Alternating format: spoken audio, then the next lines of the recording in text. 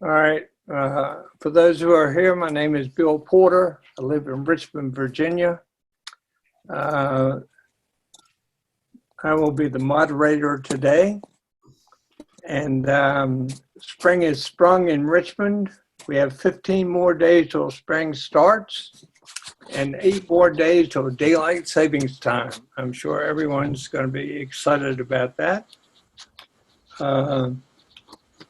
Luckily, the COVID cases are down, but we're looking forward to what's coming.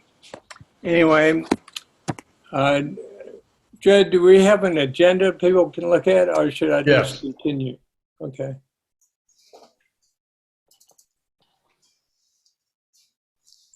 How's that? Can you see that? Yeah, I can see that fine.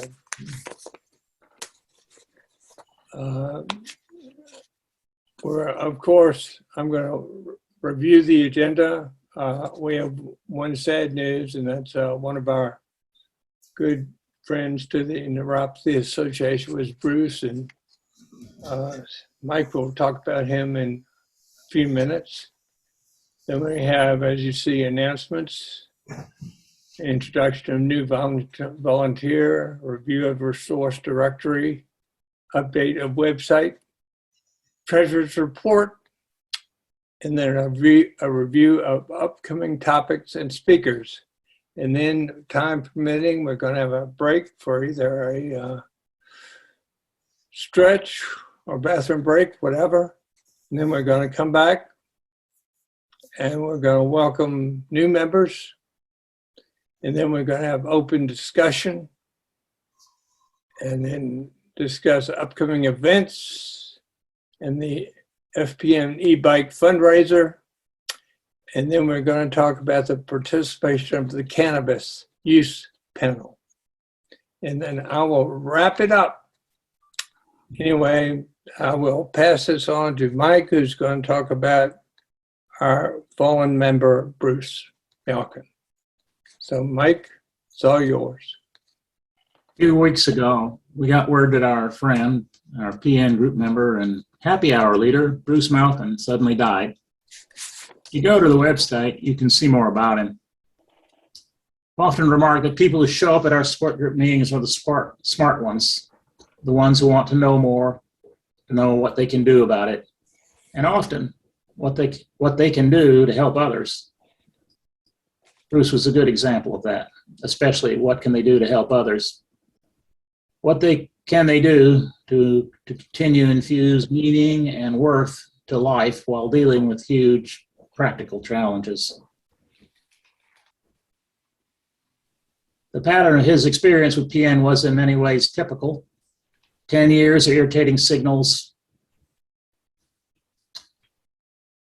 with no one pointing out its implications, and then no clear diagnosis, no clear guidance about what to do, then years of extensive life adjustments.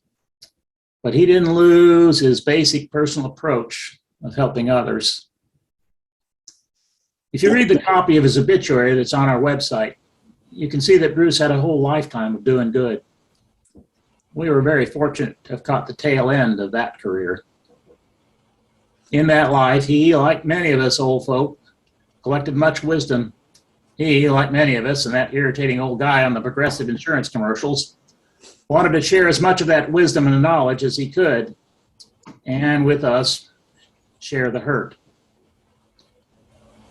For most of the past few years, Bruce, though spending his life as an economist, became our eye on the science news, and he aggressively shared what he found with all of us. His death leaves a big hole in our armor. He is missed, and he will be missed. Perhaps some of the rest of you have some comments, some reflections on what you saw or heard and will miss with Bruce. Any other comments? His wife, Joanne Malkin, sent a really lovely note saying how important this group was to Bruce. It gave him an opportunity to socialize, to share his jokes, which he loved to do. And he also loved sharing the information and research that he did. When I was writing footnotes, which we've discontinued as a bulletin, but still continue to post information, he was often the source for the research that's going on currently. He was very careful to stay on top of the developments in peripheral neuropathy and gracious to share it with us every month. So he is missed. Thank you. I will say that I've only known Bruce for about 2 years, and he and I were buddies on Facebook together, and he and I would go back and forth about anything. And I certainly admire his brain and his wit, because he always beat me up. But I'm going to miss him. Anyway, anybody else? Yeah, Rodney Smith here. I just wanted to mention that Bruce was the immediate contributor to any notes I made. He'd come back and give me really good comments and everything when I was doing that. And he was really a joy to work with in that area too. But he was very, very faithful in that and a wonderful contributor in that as well. I wanted to make sure I had a chance to say that. I first met Bruce when we met in person. And the thing that always amazed me about Bruce was that to look at him with that smile constantly on his face, even as his attendant was pushing him in his wheelchair, and with his happy hours that I used to attend, Bruce was always positive, always upbeat. He faced many, many challenges, became greatly handicapped, and yet you never heard him complain. So he was just remarkable for remaining positive.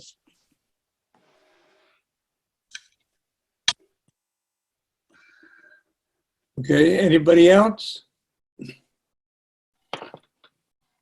Okay, we're going to move on to announcements and updates. And Pat's going to introduce one of our wonderful new volunteers, Diva. So Pat, it's all yours. All right. It gives me great pleasure to introduce one of our newest and most enthusiastic volunteers, Diva Pereg. I'm sorry, I'm not sure I'm saying your last name correctly, Diva. But anyway, Diva is a graduate of Hopkins and has several degrees from there, focusing, as I understand it, on IT. She has been incredibly productive. She has the energy I can't even imagine having, that I wish I had. And she is going to talk to us first about her own personal story, what she'd like to share, which I understand began on the fall of a horse, and then introduce or review the new flashcard system for the resource directory, which she's rebuilt. So welcome, Diva. Thank you. Hi, thank you so much. So yeah, I'm Diva. My PN story started, I fell off a horse in 2017, my sophomore year of college. And then 2 years later, I started, the numbness that I just had in one toe started spreading. And we chased down a bunch of bad leads because they thought it was because of falling off the horse. Turns out it just woke up the dormant PN in me, and it was potentially hereditary because my dad's entire side of the family has symptoms. So then slowly my symptoms got worse, small fiber, autonomic, the low blood pressure stuff and all of that. And so I'm I got lucky because I was a student at Hopkins, so I could then go see the neurologists over at Hopkins and got my skin biopsy and got diagnosed and all of that, and immediately kind of started making all the lifestyle changes they told me to make in terms of diet, exercise, and have been able to see a bunch of improvement. And yeah, so I just really wanted to help because it's something that was really confusing when I was first diagnosed, and not only the medical aspect of it, but just the how do I tell my friends, how do I explain to my friends what this is? How do I explain to my friends that I can't do everything that we want to do together anymore, that I can't like stand for long periods of time, or if we're going to go to a museum for 4 hours, I'm going to need to be in a wheelchair and things like that. So that was, you know, like a lot to deal with, which is why I wanted to kind of help Oh, okay. other people. And then let's look at the flashcards now. Good. Okay, I'll see you in a bit. So basically what I wanted to do is like find a place to consolidate our resources. So this is the PNS Network website. And if you just scroll down here, it says a collection of verified resources. So you can click on that, or you can click on this. There we go.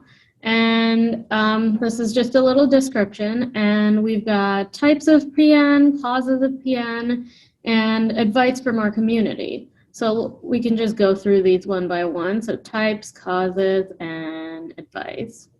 So here I just have little descriptions of all the types of PN for people who just want like a one glance view of, you know, what's going on. But I want you guys to know that on all of these pages, there's a little form below where if there's anything we missed, if there's any information you think we should add, you can just fill out this form right here, and that'll allow you to put the information in.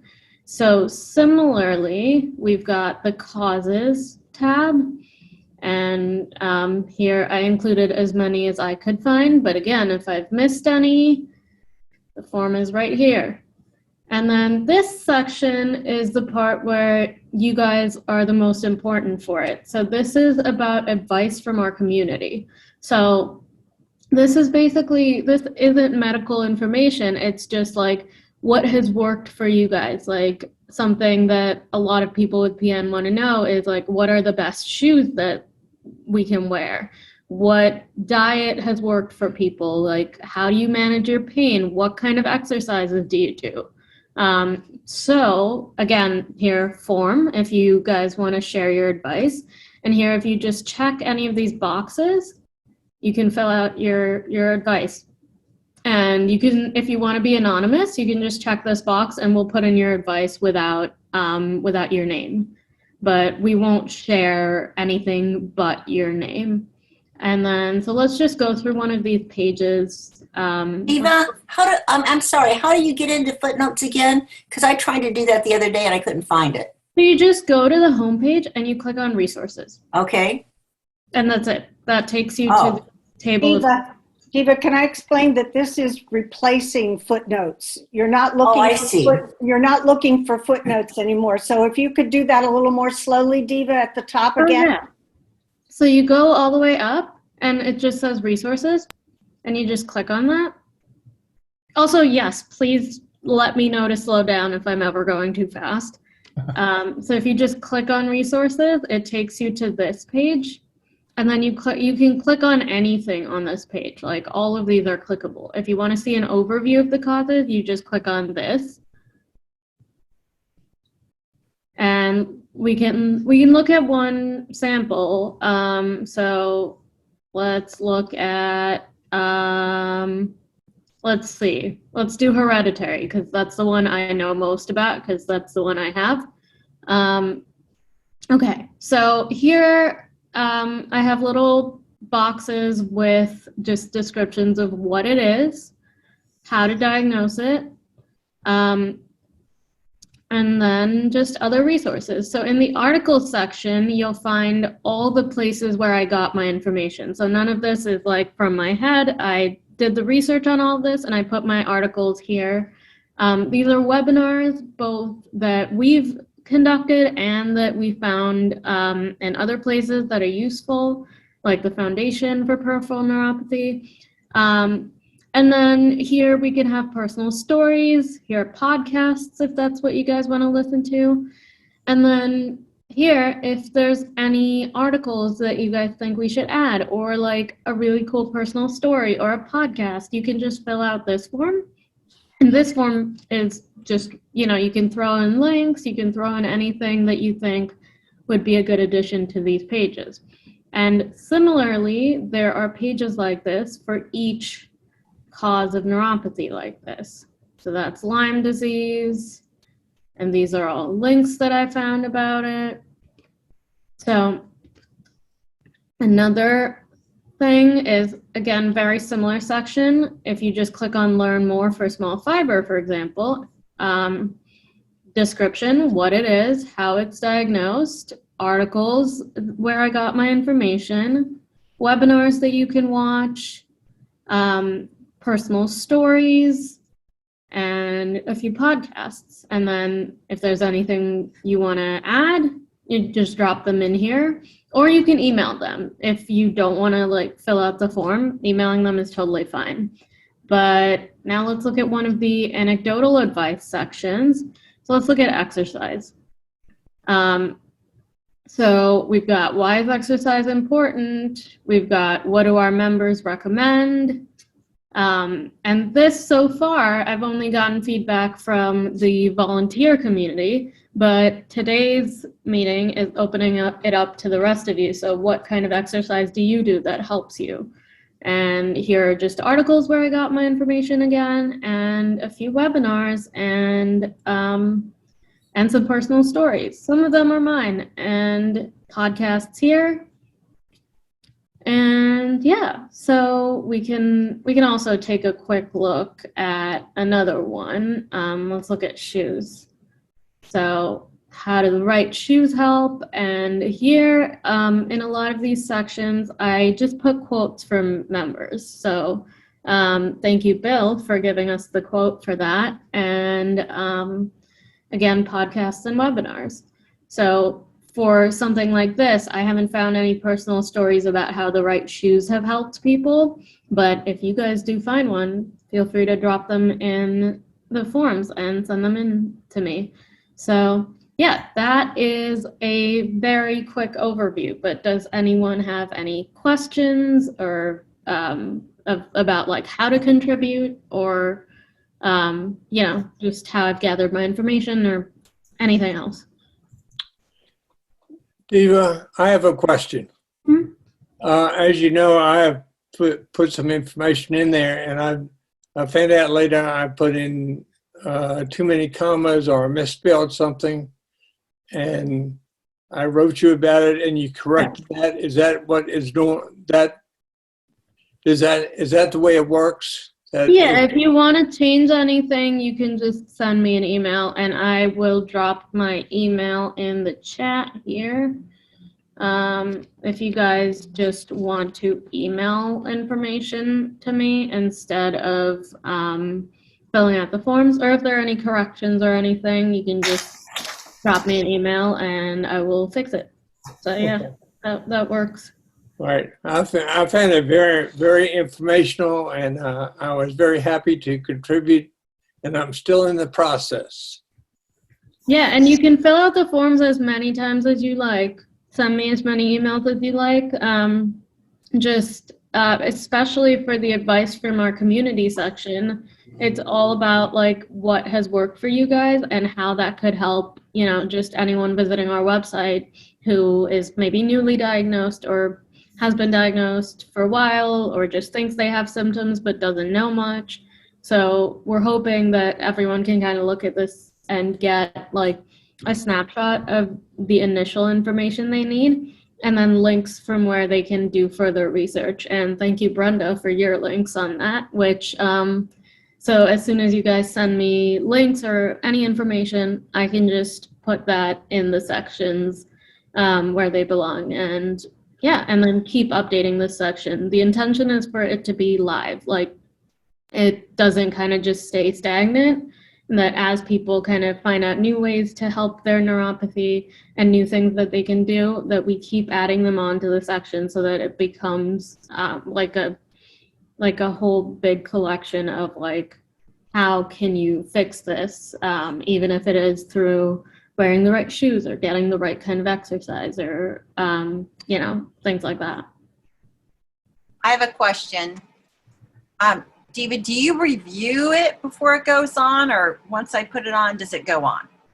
I review it. Okay, cool. So there's a time delay.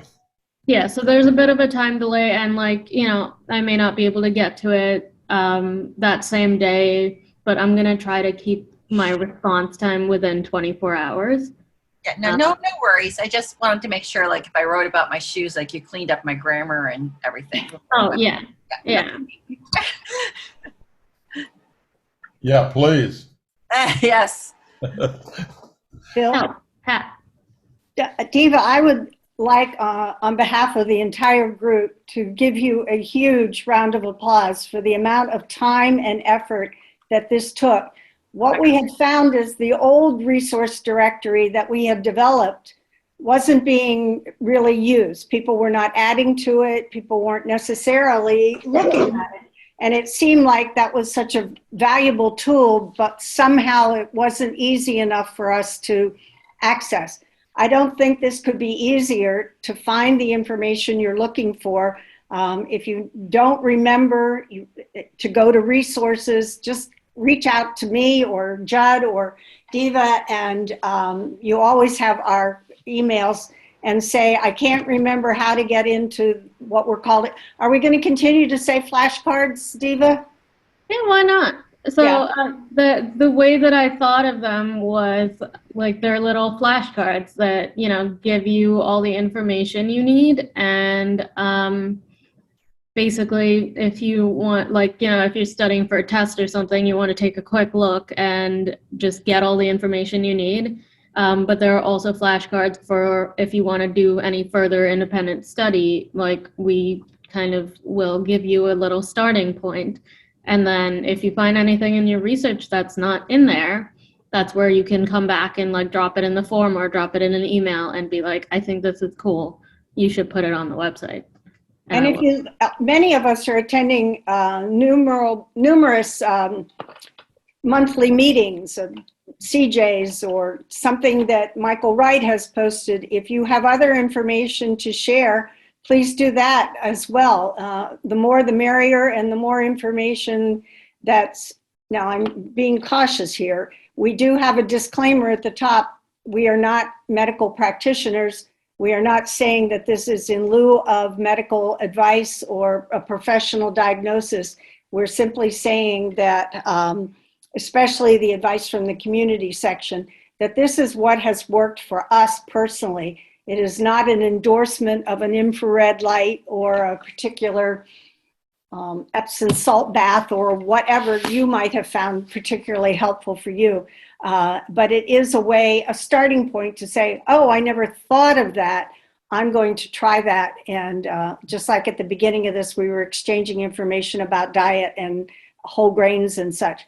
So it's, again, a beginning point, and it's only as valuable as the people who add information. So please don't let it lag. We've made it as easy as possible. When we started the resource directory, we used to have a password and all of that. This is simple. You just type it in, submit it, and Diva vets it and adds it as appropriate. Eva, it's Rebecca here. I'd like to thank you too. Judd's always laughing at me when I say I know absolutely nothing about technology. So I'm so happy that you're able to do this and can make it so simple for people like me who can find things now. Yeah, no problem. And I'm also gonna work on like a couple videos just showing you guys how to get to the forms and get to the section, so you can just see it if you forget how to navigate to there. And also, like what we were talking about earlier, if there's something like, I don't know, like I went to Whole Foods with Terry today and I found chocolates without sugar and dairy, and if they're good, I'll put them in the resource flashcards under diet. So like, if there's something like that, if there's like a healthy cracker or like a healthy chocolate or something that you find, like you can just drop that in. And like I feel like my biggest hunt at the beginning was like, I want chocolate, but my doctor has told me not to eat refined sugar anymore, but I want chocolate. So like, even if stuff like that could help patients just like continue to enjoy the things they like, it's worth putting on those flashcards. I ran into a tiny issue. There was a list of topics and it says, what does this relate to or refer to? And I didn't think it fit any of those topics. So maybe you might want to do an other and a line so that somebody can say that. I mean, that was just a teeny thing that I noticed. Yeah, for sure. I'll make another. In the advice from our community section, let's see. Did I put an other in? Yes, I put an other in the advice from our community section, but I'll put an other in the rest of the forms as well. So if you just want to like type something out that you don't think falls into anything, I'll figure out where I can drop it, or I'll create a new category. So yeah. Thank you, Diva. This is wonderful. You have worked so hard to do this. I really appreciate it so much. All right. It's a Yes, lot I of think hard we all work. appreciate it. Yeah. I have a question. If, for example, you put up there that you found this wonderful chocolate and your doctor said not to eat refined sugar, is that, I might want to ask you, Diva, is that dietary restriction related to your neuropathy diagnosis, or is it for some other reason? And is there an opportunity for feedback to people who are giving advice or giving personal things? That's a really good idea. Actually, I didn't think about that, but I'll add a section in the form for that too. That like, are you responding to someone else's comment? Like, do you have a question about someone else's comment? And basically, I have asked people if they don't want to be anonymous. I've asked people for their emails if they're giving anecdotal advice. So then what we can do is kind of ask them, okay, like this person wants to ask you a question, and are you interested in like responding to them? And then we can facilitate that. But obviously, if it's something that like I or any of the other volunteers say, I'm sure they will be more than willing to just like have a conversation about it. So yes, I will put that section in a form. That's a really good idea. Eva, I'm wondering though, if that's making more work for you, because then you have to facilitate it. I know that because that's come up with emails to me. Could it be that you're agreeing when you give your email that you would answer questions so that that works too. That you don't have to then be the mediator between the two parties. Then I can just forward the email along to the person who has like given me their email. Yeah, that definitely works. So Better. so actually I did put it in. Can we reach out to you if we have any questions about your recommendations? Oh, that's right. So I'll change that to can anyone reach out to you if they have questions. So then if you just check that box when you're giving feedback and enter your email, and then if like someone else like Joanne has a question about it, I will just forward that question along to you. Excellent. Okay, thank you. Are there any other questions for Diva? And Diva, I want to end up again saying you did have done a fantastic job. For someone who's probably 21% computer literate, I find it very easy to use. So again, a super job. Yeah, and if you guys have any feedback on like any of it, just let me know. I dropped my email in the chat. So yeah, just you guys can let me know. And thank you so much. I really have enjoyed being a part of this community, and I'm excited to meet the larger community as well. And to hear from you guys. We appreciate you being here. Okay, Judd, I've got you down here for an update on the website. Yes. Just following up on Diva's comments, I wanted to make sure everybody knew the correct address for the website. It's PNSNetwork.org, and you can get there just by typing that in. Right now, it does go back to our old name, PNSupport.org, but that's okay. It's easier to remember PNSN, which is Peripheral Neuropathy Support Network, and now it's just PNSNetwork.org to remember that. Just wanted to give you a little tour. We kind of like to highlight the website because that's really the place where we're storing all our information. Right up here, just like you saw when Diva showed the screen, The resources directory is here. It's really quite easy to find. Events and meetings with the calendar is here, and Joanne's going to talk about that in a minute. We have a blog, and the blog is just an assortment of articles that we publish on various topics. It can be anything. It can be announcements or information, access to articles, videos, and so forth. It's just an ongoing sort of, I would call it a newsletter, but anyway, you all know what a blog is. This members section will get you to a little more insider information if you want. Things like volunteer. Would you like to volunteer? You can do it right here. Or tell your friends to go here. The big deal is on our homepage, we have 4 major buttons: join, donate, volunteer, and calendar. If you know somebody with peripheral neuropathy, just have them click the join button, and that will go exactly to the place where they can find out a little more about the group and then hit the join button. Let's see. Here's if you. Yeah, I'm sorry, I don't have a link to that. We did create a page that says if you're on Zoom for the first time, here's how you do it. Here's what you can expect. If you have somebody you know who wants to join this group, just have them click that. And actually, I can't show you that right now, but I'll publicize it. And that would be a good thing to sort of remove any blockades to somebody getting on because they were afraid of Zoom. And then Diva and I have talked about putting up some other videos in the future, perhaps, that would help us. You know, video is a wonderful communication tool, and it can be used to communicate all kinds of things, such as how to use the elements in the website or our Facebook page, but also just generally. We are building frequently asked questions, and that's here. We want to build that up into something that really could be a repository of good information, giving links to everything else. And then if you need to communicate, if you need to find out more about the group, just go here. You can find out about the network itself or the local group, which is what we're calling this group that's more associated with the Virginia, DC area. And I think there's our blog right there.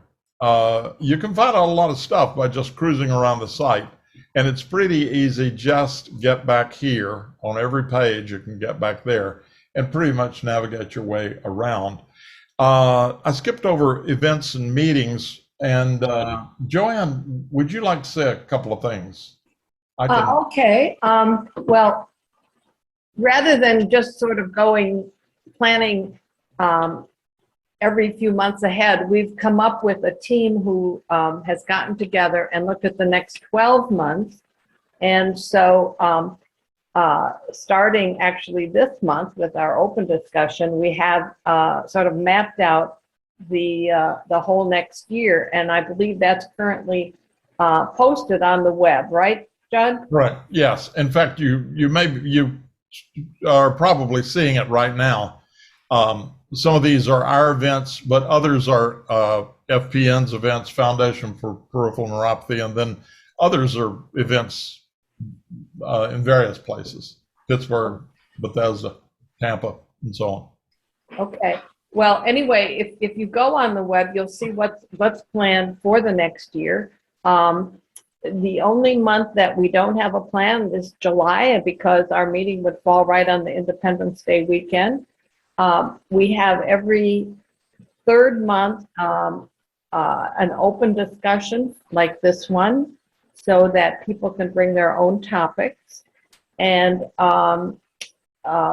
we have 1 or 2 topics that we've identified. One is nutrition, and one is balance, and one is shoes and socks, and other foot-related issues.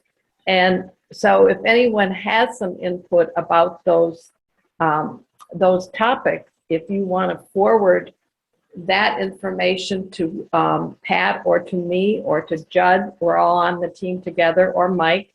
That would be helpful to us too. We're trying to keep the actual identifying and contacting speakers within the team so that we're not stepping on each other like has happened sometimes in the past. So if you do have a suggestion, please come back to the team. Okay, any questions about the calendar? If not, turn it back over to Bill and Judd. Okay, Judd, have you got any more info or?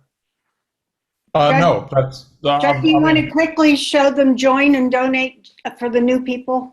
Okay. Very quick. The join. 1 second. Let me just pull that up. Okay, this is our home page. Go into home, and then these are 4 sort of important things here. The join, we would like for you to join if you haven't already, and you probably have because you got the invitation to this meeting. But if you haven't, and let's say you pass the invitation along to somebody else, they're not going to get an invitation unless they are a member of our group. Membership is free. It's very simple. And you can go to just tell them to hit the join button here. And then this explains why you should join a little bit. Wait a minute, let me get back up here. This is the join form. It really doesn't ask for a whole lot of information, but just your contact information so we know how to get in touch with you. We're pretty careful about sharing this kind of information, so I think you can be assured that we want to try to protect your private, personal contact information, but we do need a little bit, especially your email and hopefully your phone number and address. Let's donate is an interesting one. We sort of follow what I call the NPR model. All services are free.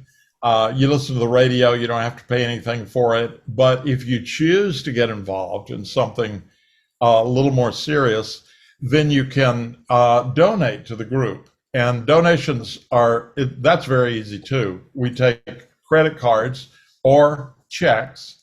And here you can read a little bit about what we're spending our money on.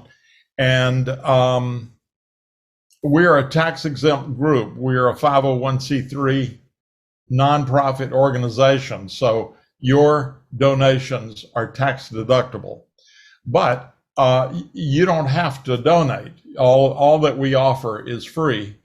And if you don't want to you can make a donation through our little Cheddar Up shopping cart. But if you don't want to do that, this is Rebecca's name and address just to send her a check. And it's right there. So let's say that's pretty much it, I think, Bill. Good, thank you. Okay, the only thing I'm saying, Judd, is if I did it and I asked you when I did mine with a credit card, and what is the tagline that comes back when you receive it, which would appear on my credit card so on my statement? Was it Judd Vaughn or something? No. It would be Peripheral Neuropathy Network or something like that. I can't remember exactly what it is, but it's official. The money's not going to me. It's not even going to Rebecca, although she's the treasurer. It's really going into the bank account for the group. And so, is that what you mean? I think there was a certain tagline on my credit cards, so yes. I would understand what it went for. Yes, there is. And I suffer from senioritis. Yeah. Okay. I need to know that, Bill. I'll find that out. Well, I can find that out too. Anyway, okay. Judd, I think Bill's right. I was just recently reviewing my donations on my credit card, and I think you might want to double check back and see if it doesn't perhaps have your name on there. My name? Yeah. I think it does. Wow. Okay, I'll check that. It Anyway. shouldn't. It Anyway, shouldn't. we'll check on that. Okay. Yeah, Just donate. Please donate. right.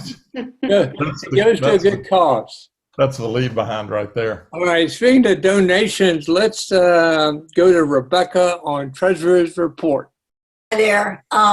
We have not received any new donations. The last one was February 4, but it was for $150. It was really nice. We're still at $23.98 until you know who starts sending their bills in to me to pay. That's me. Sorry. Okay. It's on a stack. I've got it.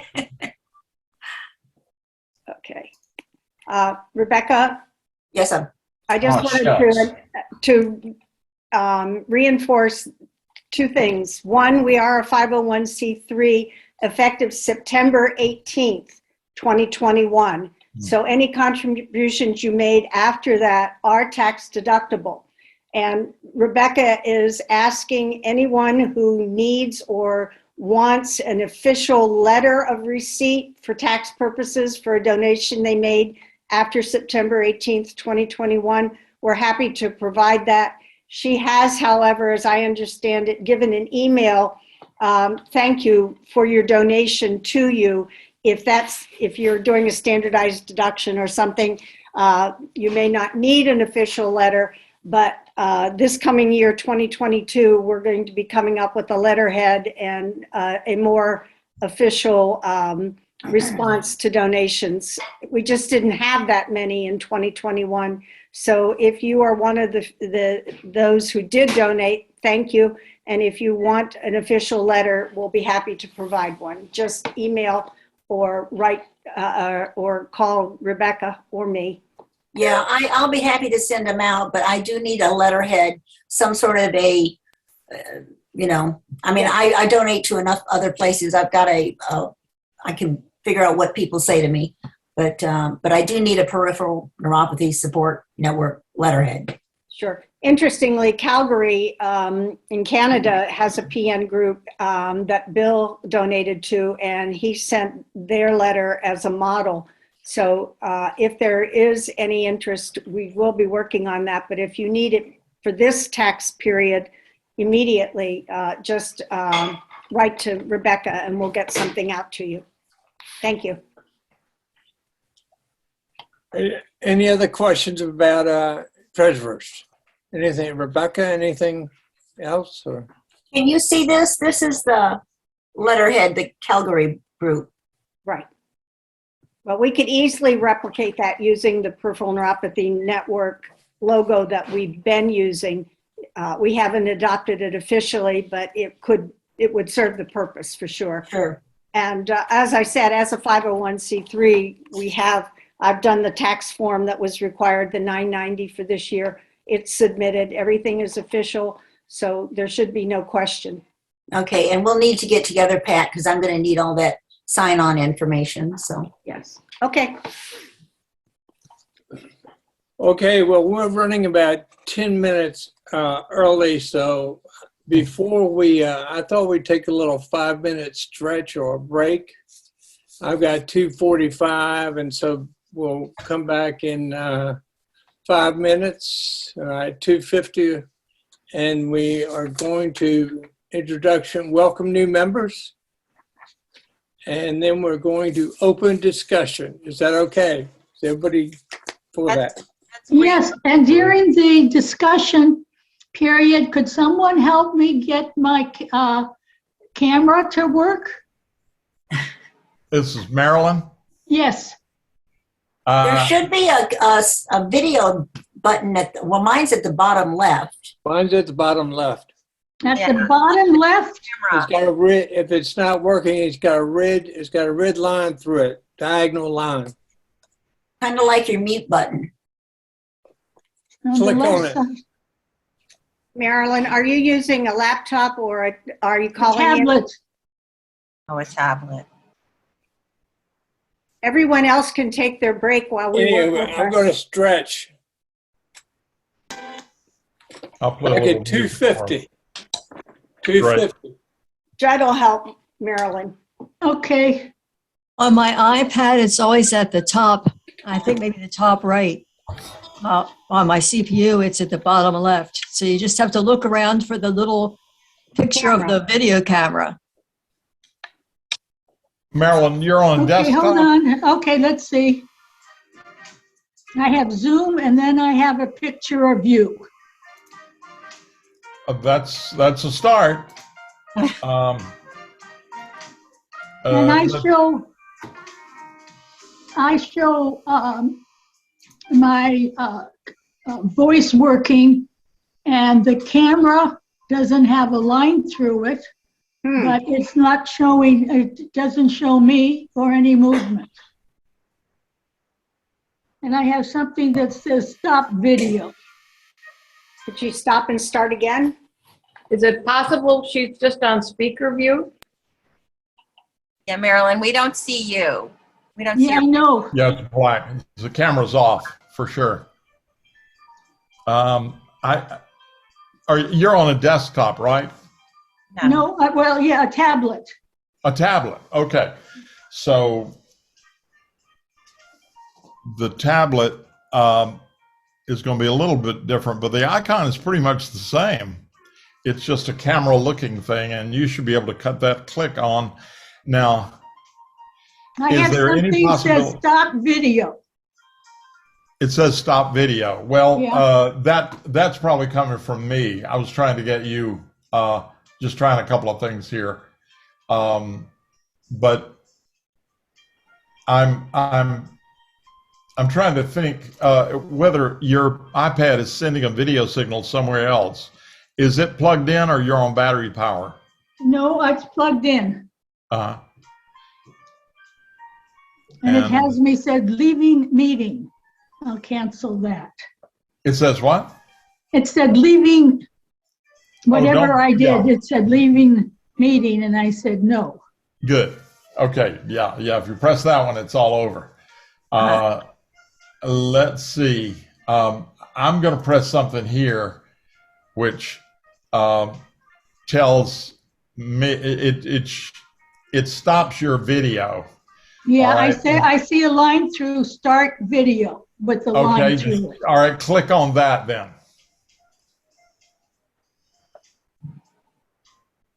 black. Oh, There we yes. go. Okay. Oh, look at that. I know it's a miracle. I'm not the best right now, but I'll take anything. Yeah. Yeah. That's good. That's good. We got you. Okay. Okay, I'm glad we all could right. fix that. Thank you. Sure. I'm intrigued by your collection behind you. Oh, yeah, from all over the world. I figured because of the traditional dress on some of them. Yeah, let's see. I just wanted to say, while some of you may still be here and others are on break, They're Dominican Republic. Cool. And Haiti. Uh-huh. I just wanted to say, while some of you are coming back from your break, Diva put a link in the chat, which is from the Washington Post, about Senator Kane and his weird neurological symptoms after having COVID.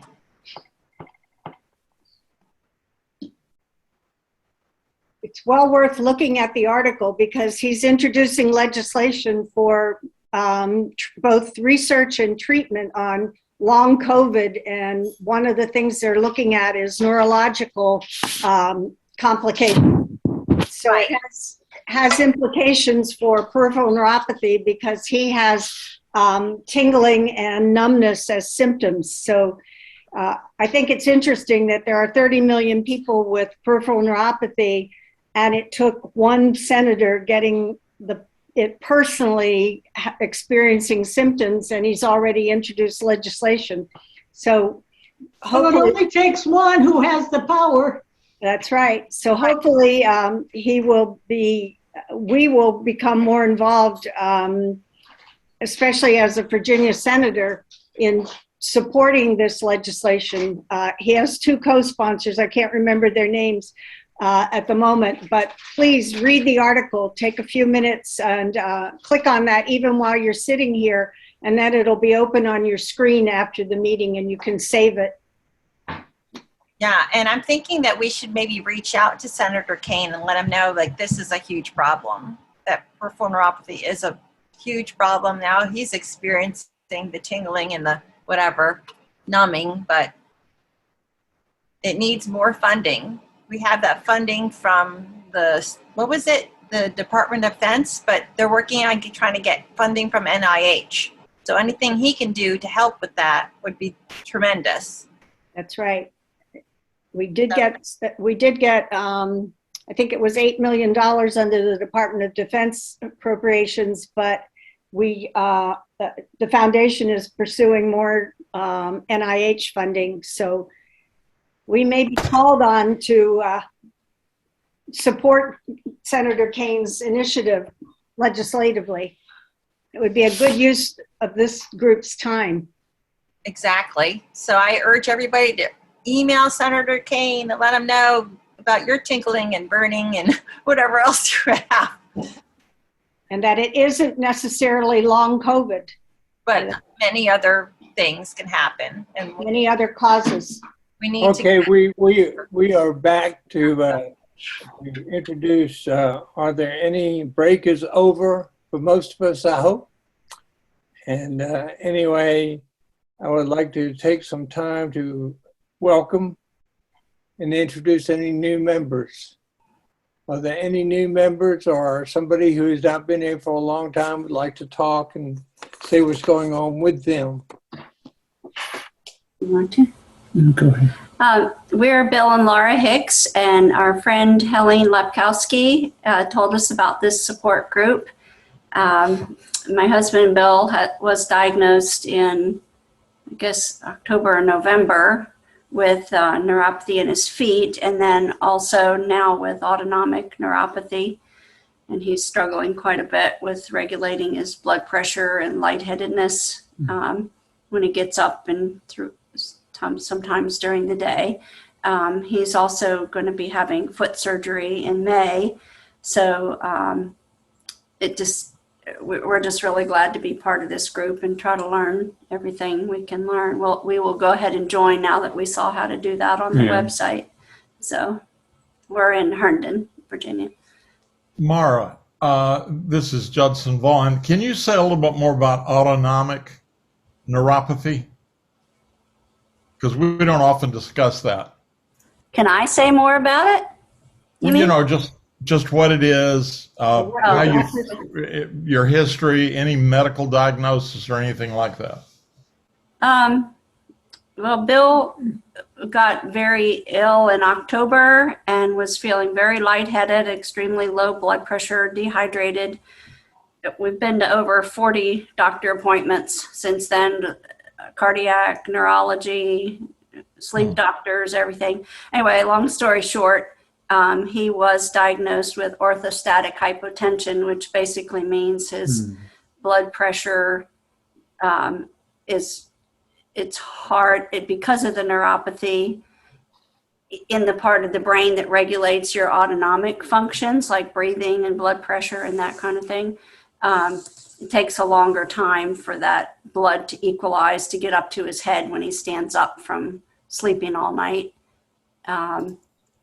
So sometimes it lasts half hour or hour, sometimes it's hours. The solution they gave him, that was diagnosed through a tilt table test where they had him lay flat and then stood up and his blood pressure dropped precipitously. They strap your legs to a table or to a bed top and elevate your head and hold you there for 20 to 25 minutes. Let me ask, was that done by a neurologist? I mean, some people may not know about that. I mean, what doctor did you go to for that? It was an electrophysiology cardiologist. So because he also, during this time in October, when he got real sick, developed atrial fibrillation. So we were seeing, it's an electrophysiologist cardiologist who normally deals with the electrical part of the brain. That's who he test. No, I was just curious because I know people, friends of mine, they either go to a neurologist or a cardiologist, and I just wanted people to know that you pick one or, you know. Well, We went to both. the neurologist is the first person, although he's had foot problems for years, it's the first person who told him he had neuropathy, sadly. And he also ordered, since he had had a lot of cardiology tests done, he is also the one that sent him for the tilt table test, who it was done by a cardiologist in a hospital setting. Who is your neurologist? Dr. Richard in Reston. Just curious. Yeah, we're right on the border of Reston, so that's. Yeah, I've seen Dr. Tacroni. He's in Reston too. Oh yeah, it's the same office. Same office. What do you call it? Neurology. What are they called? Neurology Center of Fairfax. Thank you. That's it. Yeah. Fairfax and Reston office, which is closer to us. Right. So anyway, this is all kind of shocking to us, so we're happy to be. Oh yes, it is shocking at first. But Well, you're in the right group. we're here for you because we've all been through the shock and we've all Yeah. kind of gotten to the acceptance, and we're all here to support each other. So Yes. we're a good group. Oh, good. It's been wonderful just to sit in and listen to the last hour. Okay, Pat, did you have a question? I would just actually like to ask if people would identify themselves, because it's hard to find you necessarily in the gallery. So if you're responding, say, this is Bill, Laura, to you, blah, blah, blah. It would help me a lot with a hearing issue to know who's speaking. Thank you. Okay. Okay, this is Bill speaking. Is there anybody else who is new to the group? All right. Hello, this is Chris. I'm new to the group. All right, Chris, what's your last name? Or Shay. I'm in Southern Maryland. all Welcome, right, Chris. Thank you. go ahead, Chris. So I was diagnosed with small fiber and peripheral neuropathy and autonomic neuropathy just a couple months ago, but I've been suffering from this for probably 7 or more years. Been going to specialists for that time. It started in my feet, and nobody could figure out what it was until a few months ago. I saw a neurologist, and he ran all the tests, including the skin biopsy, and so everything is confirmed through testing. So at present, my feet are totally numb. I have no feeling in there except for pain. And it's progressed into my hands. And I did have a cardio neuropathy as a direct result of the nerves messing with one of my heart chambers. Wow. Wow. So that's kind of where I am at the moment. Welcome. Welcome, Chris. Have you had a nerve conduction test, Chris? Yes. This is Mike. And it was positive? It was positive. Did they? Yep. I also did that table test that was just mentioned, and that was positive, which makes a lot of sense. You know, every time I was standing up, after sitting for a while, I would get dizzy. Now I know why. This past summer, I ended up in the hospital a couple times, and both times they said it was for dehydration, which I couldn't figure out how that was possible. But now reading about all of this, I can now see the connection as to why those episodes happened as well. So we're just at the stage right now where we're trying to mess with some medications to, alleviate the pain as much as possible. Chris, Rebecca here. You said dehydration. I drink piles of Diet Pepsi, and that that will dehydrate you. So I have gone to at night getting a big bottle like Bill's drinking now. I'll drink about 20 or 40 ounces of water, and that helps. So you might try that. I don't know what's causing your dehydration, but if you drink sodas like I do, I live on them. Yeah. No, my routine is couple cups of coffee in the morning and then water throughout the day. And one of my stays at the hospital, they gave me this, which I took home with me. So it's 30 ounces. So I drink 2 to 3 of these a day. So, and this is just flavored water. I think it's watermelon. Electrolytes. You can get electrolytes and put it in flavored. Is that what you're doing? Electrolytes? Yeah. Yeah. My primary care said to be careful with the electrolytes. You don't want to overdo it.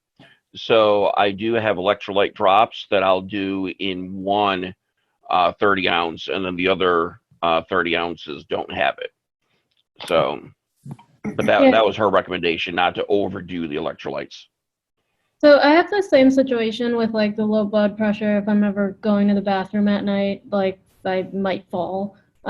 So what I was told is to use just pure salt.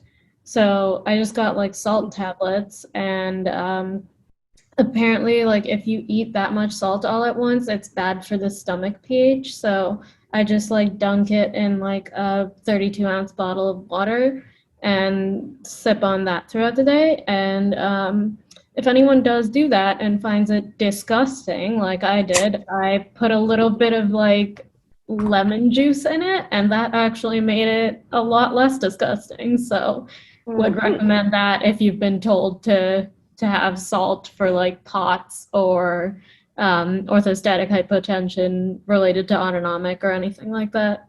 Yeah. I grew up on a horse farm. I haven't been told salt yet, but that's an interesting.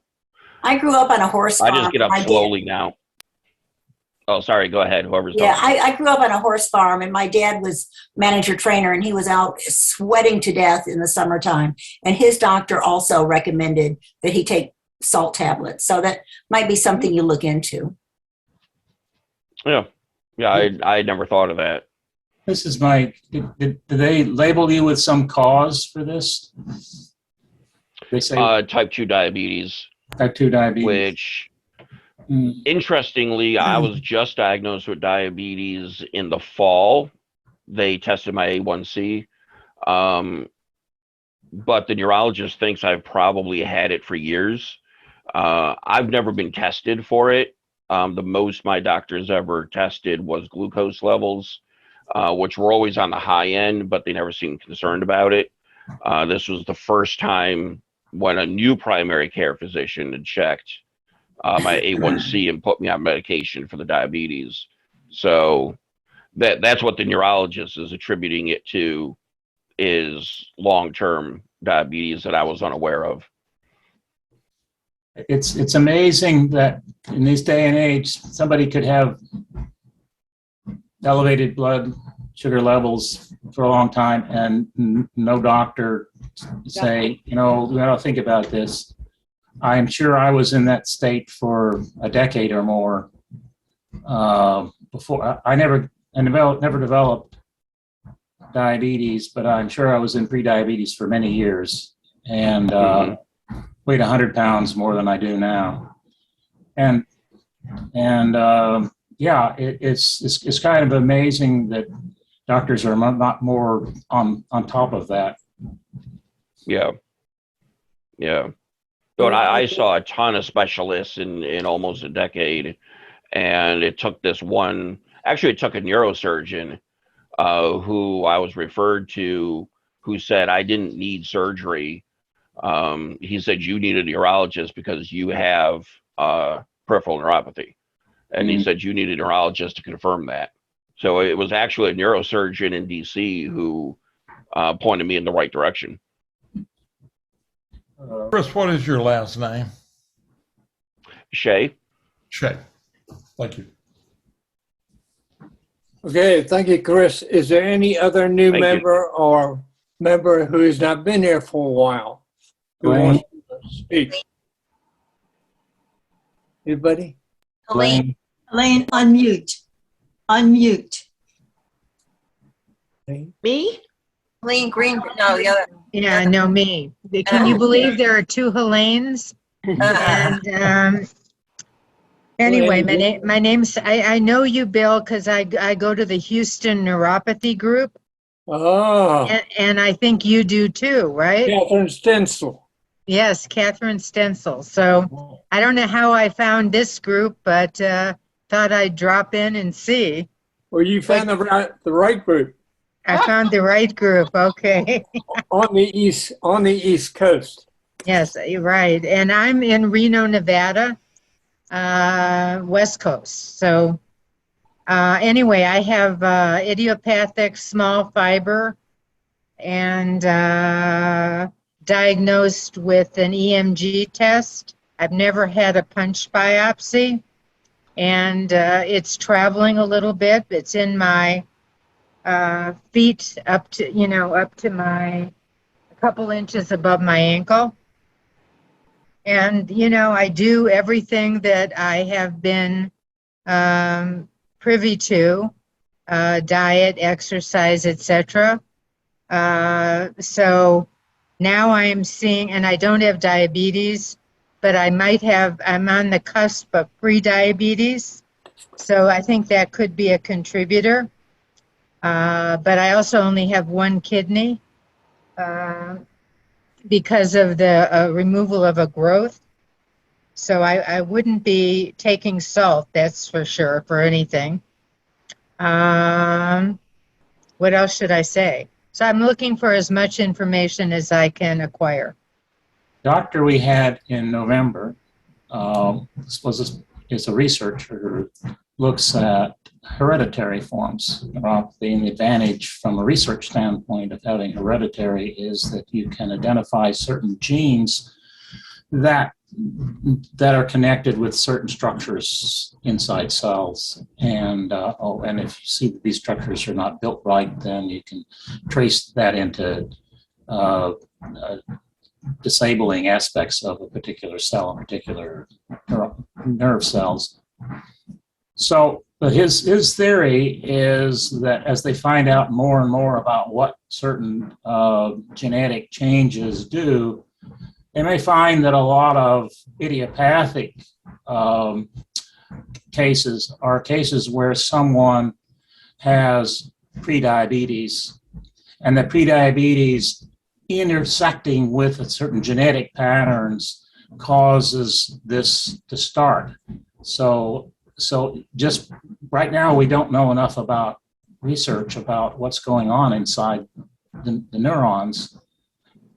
So yeah, it is entirely possible that being pre-diabetes might be just the tipping point that sets you at the point where some other genetic aspect of your makeup makes you subject to this kind of condition.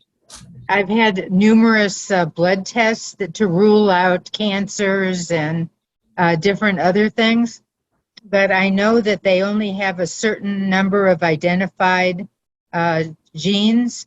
They're continuing to find more genes. So how do I rule out a genetic aspect? As far as I can tell, it's like impossible to rule it out because they're gonna keep discovering new things. And like, actually, Pat submitted it to the flashcards that, like, they say that just like if you have the ability to just get retested every time that they discover like a new set, which like a neurologist should be able to tell you now's a good time to get retested. So, because I had like a bunch of genetic tests, all of which came back clear, but based on just the fact that my dad's and all of my dad's siblings, and he has 6, have some or the other symptom of PN, it's very unlikely that it's not hereditary, but the gene hasn't been identified. So maybe in a few years, they'll tell me to get retested, and yeah, and then I'll do that, but like, it's hard to. Is genetic testing a blood test? Yes. I fit in a tube. Spit, yes. Pretty sure I spit in a tube. Helene? Okay, Helene, go ahead. Helene, first of all, I'd like to welcome the other Helene to the Helene Club. It's unusual to meet another Helene. There is a miscellaneous group. I know. Have you been part of it? I was for a while, and I haven't been. Yeah, Miss Helene. Yeah. Helene Cummins, yes. Yeah. I just wanted to say that right now, to find out if it's hereditary, it really is family history. They really haven't come up with a test yet. So, you know, if you can ask people, if anybody, my father, for instance, used to complain about his feet all the time, but was never diagnosed. So who knows? But anyway, I just wanted to say hello. Well, Right. thank you and hello to you. Pat, you had your hand up. Pat. Yes, I'd like to respond to what Diva said. I was diagnosed about 6 years ago at Hopkins by Dr. Hope. And at the time, because my mother, again, not officially diagnosed, but by her symptoms, had PN, and my sister has diabetic peripheral neuropathy, I was very interested in seeing if they would find a marker. I did the spit in the tube test and got an immediate no markers identified, which I'm not convinced because I saw the same issues with my mother. But anyway, Dr. McCrae, whom Mike was referring to just a few minutes ago, who spoke to us earlier, told me that there are now more than 100 genetic markers for peripheral neuropathy, Right. and that I should repeat the test, that 6 years ago, it's too long. So I haven't gone back to Hopkins, but I probably should, because it contributes as well to their registry of people and their evidence-based studies when we participate. And I know it's not easy to get to Hopkins, but if you have that option, you might want to look into it, especially if you have a family history that's known. I don't know. I think most insurance companies probably would now pay for such testing. I will say, with a lot of insurance companies, even when they do pay for it, like just double and triple check and all of that, because I have Cigna and I almost did the thing without getting genetic counseling. And if I had gone ahead and just done it, they would have charged me like $7,000. But then like they sent me a letter, but I moved, so I missed it, and like a whole lot of nonsense. But anyway, so when I had that genetic counseling appointment, it's basically just a person going through your family history with you. And they then write up a report that goes to the insurance company and says, yes, I think it is valid that this person should get genetic testing. And then once that letter went to Cigna, Cigna paid for it and I paid nothing. But for a while, there was a $7,000 thing on my like statement, and I was just like, no, it just started working. Also, Hopkins recently has had a grant or something that they are not charging. I had myself and my two sisters tested using, spit in the tube, and we had no charges whatsoever. So being part of the Hopkins community, I think, was the difference there. So, but check with Hopkins if you have the opportunity to go there. So even if they find that it's genetic, how does that help with anything? It may not help with anything, but it may help your grandchildren if they, over time, if they're able to come up with a genetic link and do more research. So, that's the way I look at it. That's what I felt also when I went to Hopkins. I wanted to provide as much data as possible to their registry. I'm not sure, I didn't pay any money. I don't know if it was because it was Medicare or if it was because Hopkins has a research grant to look into this as part of the registry. So I feel that every bit of data that we can contribute is helping, as Joanne said, our grandchildren and down the road understanding more about this disease and what the implications are. Jeff very patiently has had his hand up. Jeff H. Hello, everybody. I haven't chimed in a while. I'm not new here, but I recently, I guess in the last 4 months or so, developed a burning mouth syndrome, and I wanted to ask anyone here if anyone else has had that symptom. I was first treated with acid reflux, thinking that was the cause, and after all these medications, nothing was working, and then my neurosurgeon said, yes, it is common, and they are treating me with an anti-seizure medication, which apparently affects the same nerves that can connect to the burning mouth syndrome. So it seems to have helped somewhat, but it's still present. I've had it for about 4 months now. So anyway, I just want to get anybody else's input. Jeff, this is an aha moment for me. I think I was the only one that I've ever heard of that said that they had mouth sores, sore tongue, burning. And my primary care physician has never found a reason for it. I did acid reflux for a while. It didn't do anything, treatment. I'd love to know the med that you're on. I happen to be seeing her tomorrow. I'm going to ask her. I just use biotin to calm the soreness and the burning, and that helps me manage it. I will look it up. I have it here. Okay. You could type it in the chat. I will. Thank you.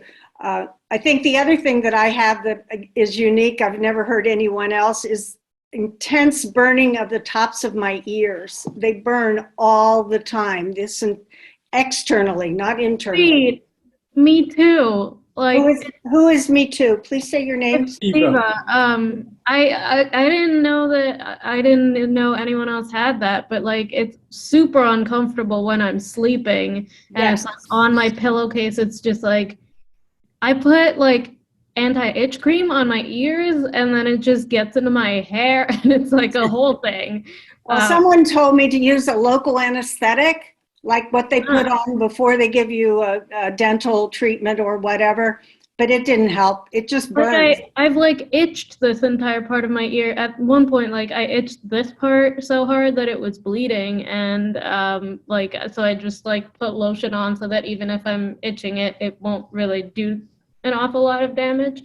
But yes, very much. Also, I just wanted to add, the way that the Hopkins registry works is I'm pretty sure that they, it's like they pay for it with the registry, but if you do have insurance that can pay for it, they'll like try to get your insurance to pay for it first. But if you don't, then they will pay for it. Because that's what my doctor told me. He was like, under no circumstances will you have to pay this. So stop worrying and sending me 5 emails a day.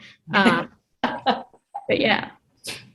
That could be the way it worked, but the important thing is not paying for it, right? All right, I guess we're moving into open discussion now, and I know we're having some great discussion, so I'm just saying that if anybody else wants to bring something up, please do. I'd like to Go ahead, encourage everyone who, this is Judson, everybody who's on the call who hasn't joined the membership list, I really encourage you to do that. It's easy to get on, but it's also easy to get off. If you find out this group is not for you, you can just unsubscribe yourself or contact one of us, and nobody wants to get a bunch of junk mail. So if the Hicks, I don't know if you all are in the membership list. I didn't see Jeff in there either. And Chris, I don't believe is. So anyway, if you're not on our list, please do join. That's my commercial for today. I should be on your list because I've been receiving your emails for about 6 months now. Well, that's a good sign. Jeff, what is your last name? I put it in the chat, Haber, H-A-B-E. Oh, good. Okay, great. And could I ask Chris Shea, just because we try to keep this, where you got information about the group? How did you know about us? I found you just through doing a web search. I was looking for support groups in the area. Excellent, thank you. Happy to hear that. Okay, is there any, being open discussion, is there anything else that somebody brings up? If not, I've got something I'd like to bring up. Diane raised her hand. Diane Mowitz. Who did? I'm sorry. Who did? Diane. Diane, you have to unmute. Diane, you're muted. Okay. Okay, there we go. I have both peripheral neuropathy, but I don't have pain, but I have lots and lots constant annoying feelings in my feet, and also getting that feeling like kind of walking on bones or not without a lot of padding. But I also have erythromelalgia, and I went to a pain specialist, and he suggested that I might try either a spinal cord, the newer high frequency spinal cord stimulator, or before that, even before I suggested trying a sympathetic block. And I was wondering if anyone has had either one of those within the last, very recently, like year or two, and found it helpful, or any information you might share on that. I haven't decided what I'm going to do, but anyway, like I said, he suggested that maybe I try the sympathetic block first. So has anybody had experience with either the sympathetic blocks or the high frequency 10 kilohertz spinal cord stimulator? The high frequency is fairly new. In fact, Michael Wright's group had a speaker, a Dr. Leonardo Capero, who's a leader in that. And I think he's president of the North America and National Neuromodulation Society, and has done lots of research on it. So anyway, again, basically my question is if anyone's had an experience with either one of those treatments. Let me just make a general comment about pain. I have pain in my toes, which occurs when I lie down at night, and I wonder if the pain's going to come back, and it always does. No pain until I ask myself that question. I have pain if I'm sitting here and the discussion goes to peripheral neuropathy, and the pain comes back because I'm thinking about it. Mm-hmm. This pain is chronic. That is, it's not because there's some acute danger. It's because there are patterns of memory, and they're bad memories. They're memories you don't like, and you can get in the habit of feeling those things. You can think about it. Is it going to happen? It does. The point being that we don't know much about peripheral nerves. I was reading just recently a study where they were trying to see how they could measure sensations. And they started off with rats. And what they did is they took the rat and they cut away the part of his skin above his spinal cord. And they sprinkled some stuff in there to make nerves so that they would light up if they received signals. And then they sewed the rat back up and waited a while, months or so, until the rat was totally healed. And then they waited, and then they opened the rat up again and put a sensor in there, and they were able to watch the nerves light up when they tickled the toes or stroked the leg or did something that caused sensations to happen. And I was looking at that and I said, boy, we must not know very much about these sensory nerves if we have to go through that in order to detect that there is any sensation at all. My point being that we, as a society, as a world, we don't know very much about the way these nerves work. We really don't. And so the doctors and the researchers and everyone else, they're really shooting in the dark. They don't really know how these nerves work. When they apply various techniques to try, that somebody says, well, maybe this will help. Well, maybe it will. And there are always cases where these various things do work for somebody and they do really help them and they do manage to go through their life happier because of those treatments. But that doesn't mean we know what's going on. It really doesn't. So when you ask the question, just recognize what the tremendous level of uncertainty we have about just what is going on with those nerves in your legs and in your ears and in your mouth. We just don't know very much. Diane, I just put in the chat a message to you with the erythromyalgia websites and information that I've been able to gather. I have that problem as well. Oh, you do. I've been working with the TEA, the Erythromyalgia Association, and they've also just started a Zoom support group, which is thank goodness. And I've seen a lot of doctors about this, so yeah, I'm familiar with all the different things they try. But yeah, I wouldn't mind hooking up with you sometime to talk to you about that. Oh, that's right. You were on the Zoom group, I think. Maybe you weren't 2 weeks ago. Probably.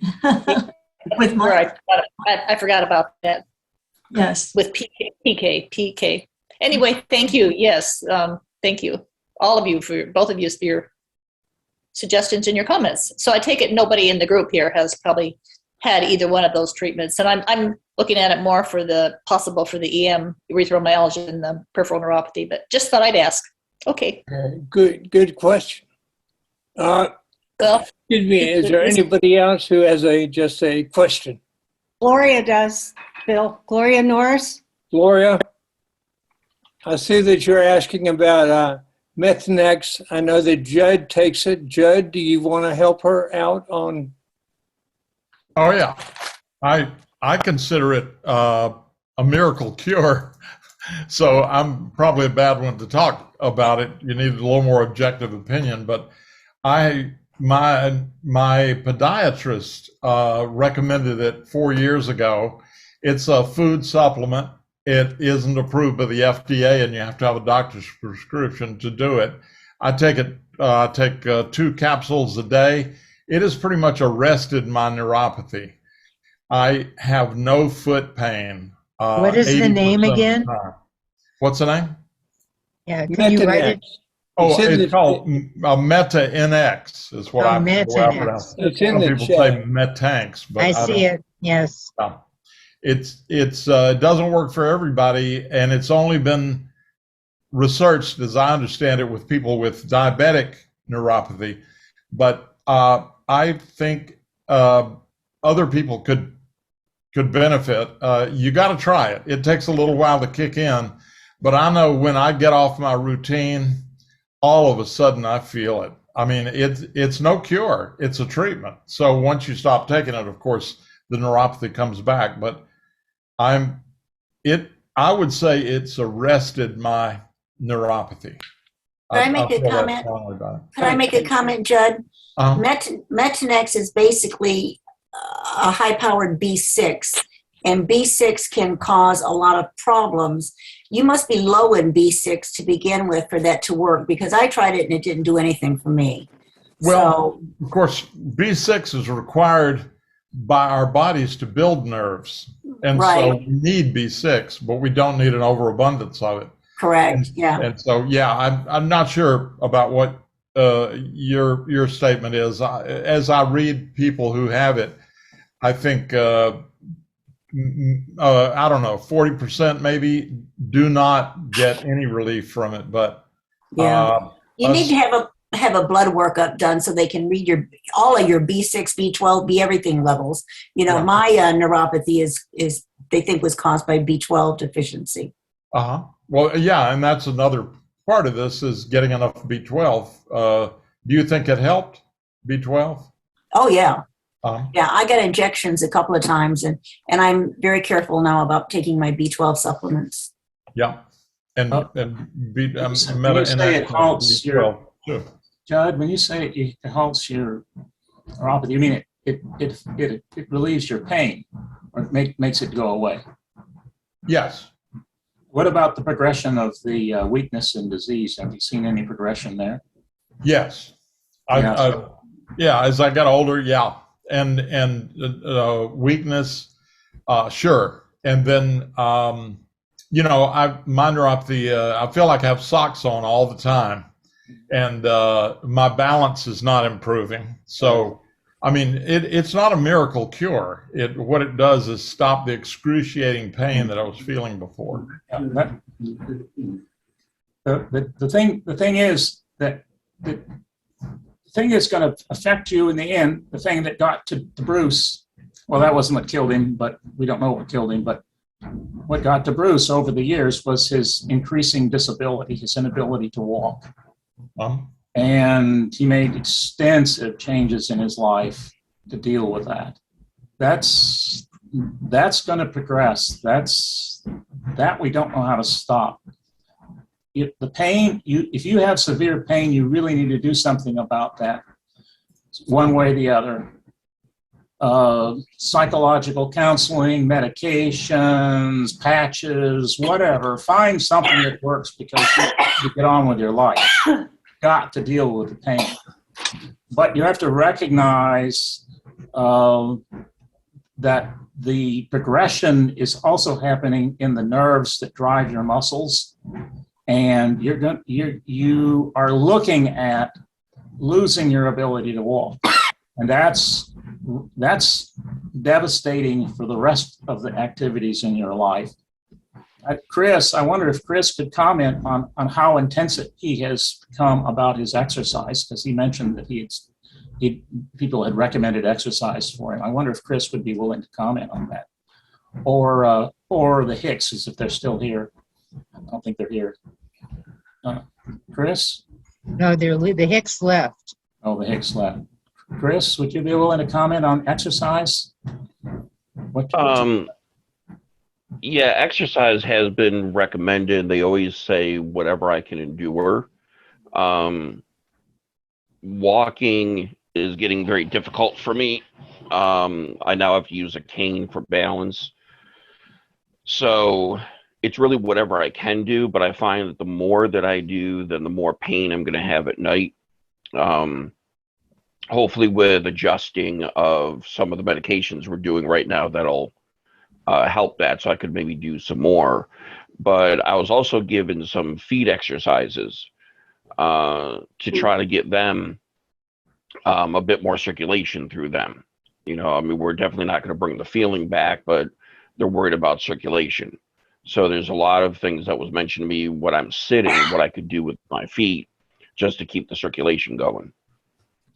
The reason I asked is if I can follow up to your answer, did they try to explain to you why they want you to exercise? Did they go into any kind of explanation of here's what's going on and why you should emphasize exercise? They're worried about blood flow. So they want to keep the blood flowing through, so that even though I have no feeling in my feet, a concern would be if the blood flow continues the way it is. Like my feet are cold to the touch. Mm-hmm. So their concern would be, would it ever come to a point down the road of amputation? So if I can keep the feet moving, keep blood running through, again, it won't necessarily help me walk better. It won't make the nerves come back, but maybe it'll help me to keep my feet attached. Yes, with diabetes, you do have to worry about the small blood vessels dying. Yeah. All right, we have about have about 5 more minutes to go before we move on, but for maybe one more question somebody has. I do, Helene. Okay, go ahead. My fingers have been getting worse and worse and worse and worse, and very sensitive to cold. And I find I can't put any numbing medicine on them because then it gets in my eyes and my mouth and wherever. Does anybody have anything in particular they use for hands or fingers? Nada. You could wear gloves. I do when I'm in the sink. I do wear gloves, but the rest of No, the but you time I could can wear them otherwise. You could wear copper compression gloves. Oh, I use you. That's Or Helene, when you put that numbing cream on, maybe you could put some gloves on until it's Over it. absorbed, and that might help you. That's a good idea too. All right, great. Thank you. All right, anybody else? Well, I think it's been a great open discussion, but we're going to have to move on to Pat. You're up talking about the FPN fundraiser. Okay, I'm going to attempt to share my screen. I hope this is going to work. And just a second. There we go. Let's see if the video is coming up. In the meantime, while I get this up, I would like to just explain to you a little bit about what I'm getting ready to talk about. Judd, if you could pull up ebiketour.org while I begin the background information. The Foundation for Peripheral Neuropathy has been offered a pretty amazing opportunity. There's a man named Dr. Greg Masson. I think I'm saying his name correctly. He actually is a Dutch citizen, but lives here in DC. And he is on his own paying for an effort that resulted from a trip he made to Hopkins. He had been struggling for about 6 years, I think it was, with symptoms. And it wasn't until he saw Dr. Hoke at Hopkins that it was actually diagnosed as PN. And when he talked to Dr. Hoke about what he could do about it, he said the classic exercise, exercise, exercise. And so he had been a biker in the past, and he said, well, I'm going to go ahead and try to, thank you, I'm going to go ahead and try to retrain my legs and strengthen them. And he has spent a year training on an e-bike, an electric bike, as you can see, I think, on the video here. And what he's trying to do now is a cross-country trip on his bike, a very specialized custom-made bike in Germany. And he's going to travel 3,600 miles. We're going to go back to that in a moment. 3,600 miles across the country from Washington, D.C., starting on April 2nd till he reaches San Francisco in approximately 4 months. That's what the schedule calls for. Along the way, he's going to stop in 12 cities, be met, we hope, by media outlets who will cover the story. And he's trying to raise $50,000 for the Foundation for Peripheral Neuropathy. Wow. He's advertising it as an e-bike tour. He has a group of, he actually funded a group called e-bike lovers, I think, .org. I'm not sure. Can you bring that back up again, Judd or Mike, whoever had it? And what he's doing, if you'll scroll up for me, please, Judd. There you go. 1 cent per mile is sort of his slogan, and you can see he has a $50,000, like you used to see a thermometer. He's going to be moving along as he raises the money in each of the places. But it's not just about money, it's about raising awareness for peripheral neuropathy. If you go to this website, which is just ebiketour.org, if you go up again, scroll please up. If you, there you go. He's doing it solo. He doesn't even have a car going with him. It's just pretty amazing to me. Totally organized. He's been planning it for a year. He has stops lined up, where he's sleeping, everything. And if you see the donate 1 cent per mile, you can click on that and make a pledge or make a donation.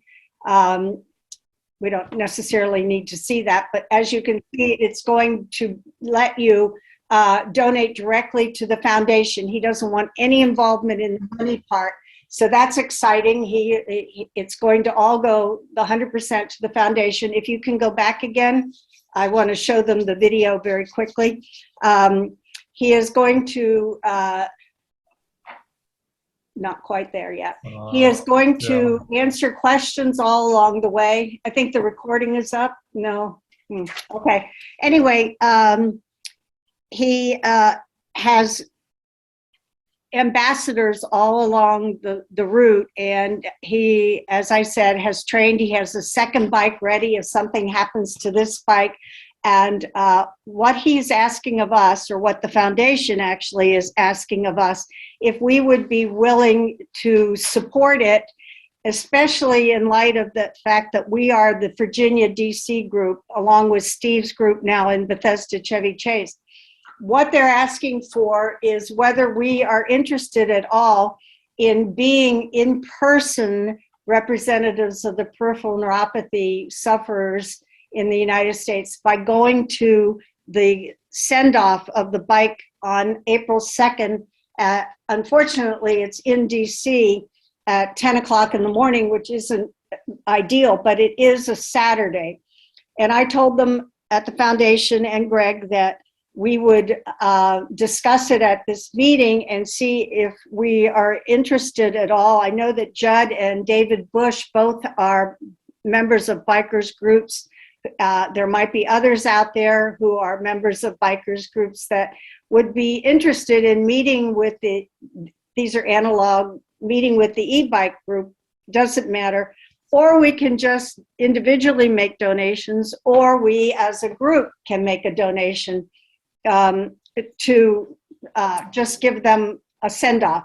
So there you go. If you can go down further now. No, just scroll down. More, all the way down. 1 cent per mile. The tour starts on the 2nd. There, click on that, please. Okay.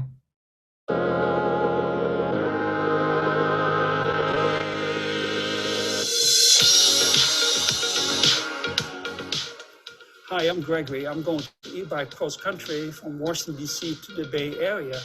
I'm raising funds for the Foundation for Peripheral Neuropathy, and I hope you will be part of my journey. 1 cent per mile for research and education.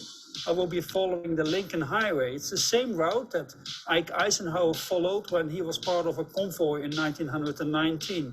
The convoy drove an average of 6 miles per hour. I hope the e-bike an average of 12. It will take me 4 months to complete the tour over 3,400 miles east to west. Make a difference to millions of Americans who are suffering from this debilitating condition. Visit ebiketour.org and be part of the journey. 1 cent per mile, tax deductible. See you on the trail. So you can find more about this on ebiketour.org or on the Foundation for Peripheral Neuropathy's website. I will not ask for an answer right now. It is April 2nd, though, and that's coming up relatively quickly.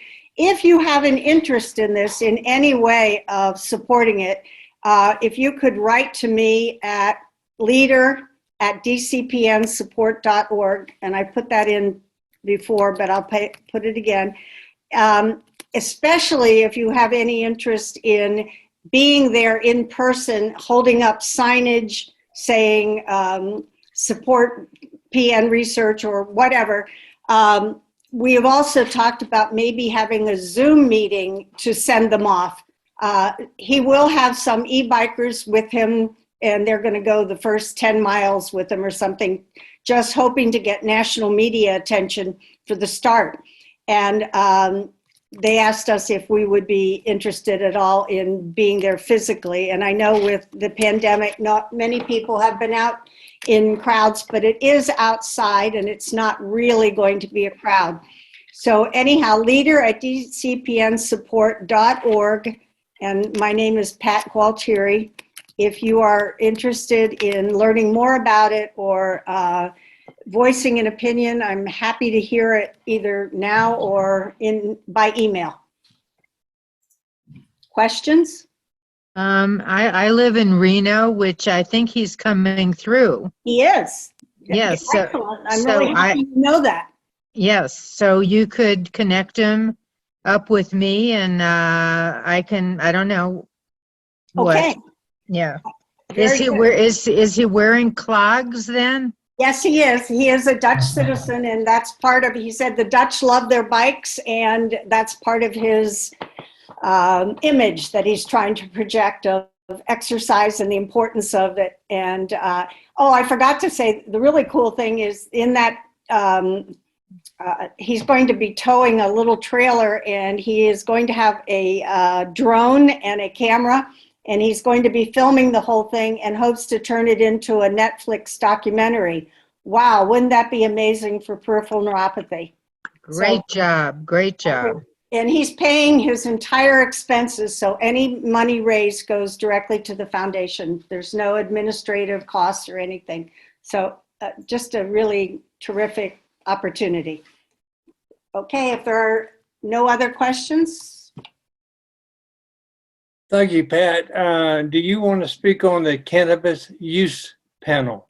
Sure. This is simply not to start a sharing of information and personal stories, but what we're trying to do is in May, in lieu of a speaker, we hope to have a panel of our members who have had experience with cannabis use, positive or negative, in the management of PN pain. We have Rich Davis, who is willing to serve as the moderator of the panel, and a couple of people have sort of said, well, I'd be willing to answer questions or tell my experience. So again, using that same leader at, or Bill Porter, do you want to put up your email? I don't know. You can just email me at leader@dcpnsupport.org if you have an interest in being on the panel and telling your story. I've used the cannabis oil. I didn't feel like it did anything for me. This is not medically directed discussion. It's just an open discussion among ourselves as to what we've tried. And I'm going to have an update on the Virginia law. I've already looked into it, and also about medical marijuana use and how you apply to get approval for that. So we're hoping to just bring it more to light. And if people have experience with it that they'd like to share, we certainly would like to hear from you. Thank you. Fit mine in, sure. Okay. Questions about the cannabis use panel? All right. Well, I'm going to wrap. If there's no other questions for Pat, I'm going to wrap up the meeting. And just to say one thing, Bill. Yes. His course runs through a lot of towns in Northern Virginia. Reston, Sterling, Herndon. There's a lot of places we could organize a group greeting besides the boat ramp. The boat ramp's a little hard to get to. It is. We could talk about that. I think one of the concerns is that he only has 12 designated spots, and one of them is Georgetown, and the next is Baltimore.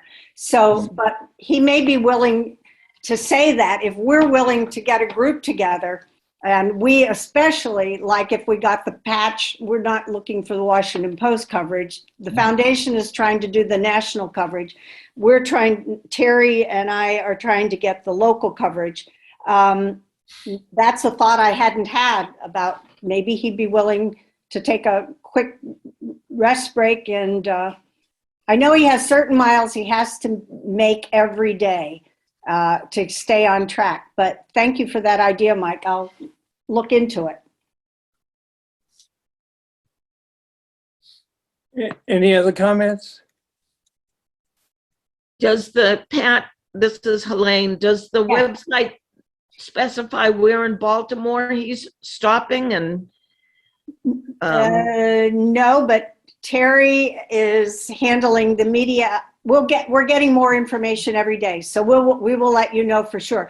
Okay. He knows, but he's still in control of his schedule. So, like for example, I know in Pittsburgh where we have a support group that I'm trying to connect. They're meeting at the Heinz History Center. I guess Heinz is in Pittsburgh. I don't know. So I will tell you, you have some interest in Baltimore? Yeah. Okay, thank you.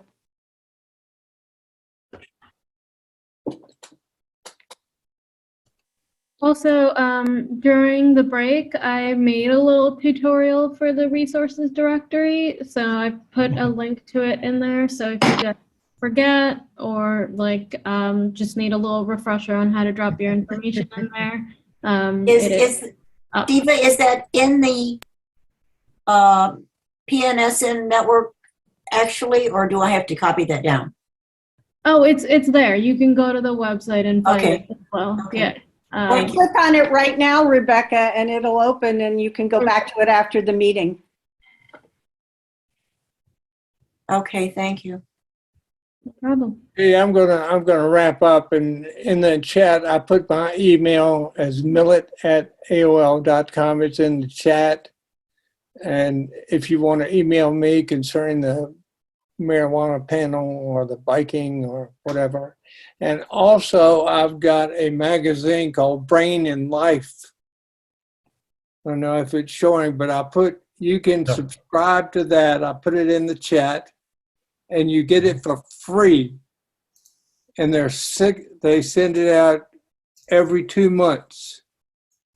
And it's a wonderful magazine, and it talks about all types of everything from all types of it's just not neuropathy, it's all types of nerve diseases, caretaking, what's going on, what new research. But I've been getting it for about 7 years now. But again, all you do is fill out a postcard, but I put in the Brain and Life thing in the chat, and you can get this it comes free. You get every 2 months, you get a magazine. You can also get it just emailed to you. That's Yeah. how I receive it, as an email. And I Thank do you, Bill. recommend Yeah. it. Okay, also I wanted to mention before we leave, on March 17th, one of our members, Steve Klitzman, has his group, his support group in Bethesda, Chevy Chase. It's going to be open discussion. That's on 3/17. At 7 o'clock via Zoom. 7 o'clock. Also on March the 29th, and this is something everybody here should be a member of the Foundation for Peripheral Neuropathy. They're sponsoring a webinar at noon on March the 29th, and it's a roundtable discussion about personal PN stories. And then on next April the 2nd, which is our next meeting, we have a support group meeting, and we have Chuck Bonhart, who is presenting. He's going to be hiking the national park trails with PN. What date was that again? April 2nd. It's always the first Saturday of the month that we meet. And I'd just like to say very quickly for Chuck Barnhart, it should be a wonderful presentation. He's actually done the hiking. He also, like the man Greg Marison, who is doing the e-bike, trained in preparation. He said he and his wife planned for a long time how they were going to hike, where they were going to hike, what trails would be accessible. He used walking sticks. He took pictures. So it's going to be a presentation by both he and his wife, and their experience. So I think it will be a really, really good meeting to attend. I agree. Please join so you make sure you get your invite. All right. Are there any other questions, comments? We can leave this channel open if anybody wants to just chat, talk. We can leave it open for as long as we need to. I got to correct something. I thought it went through Sterling and Reston, but it does. It goes up the side of the Potomac, of the north side of the Potomac. Another possible place is the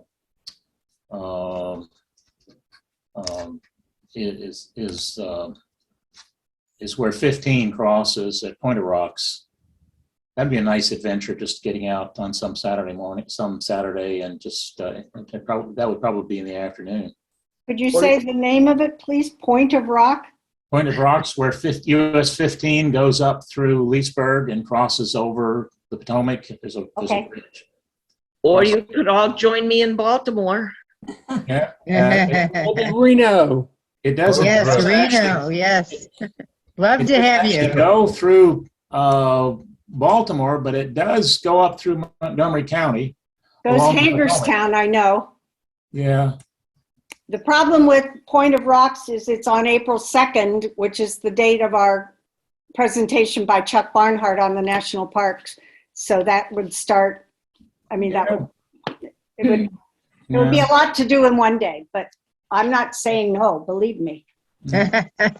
What time is the bike launch?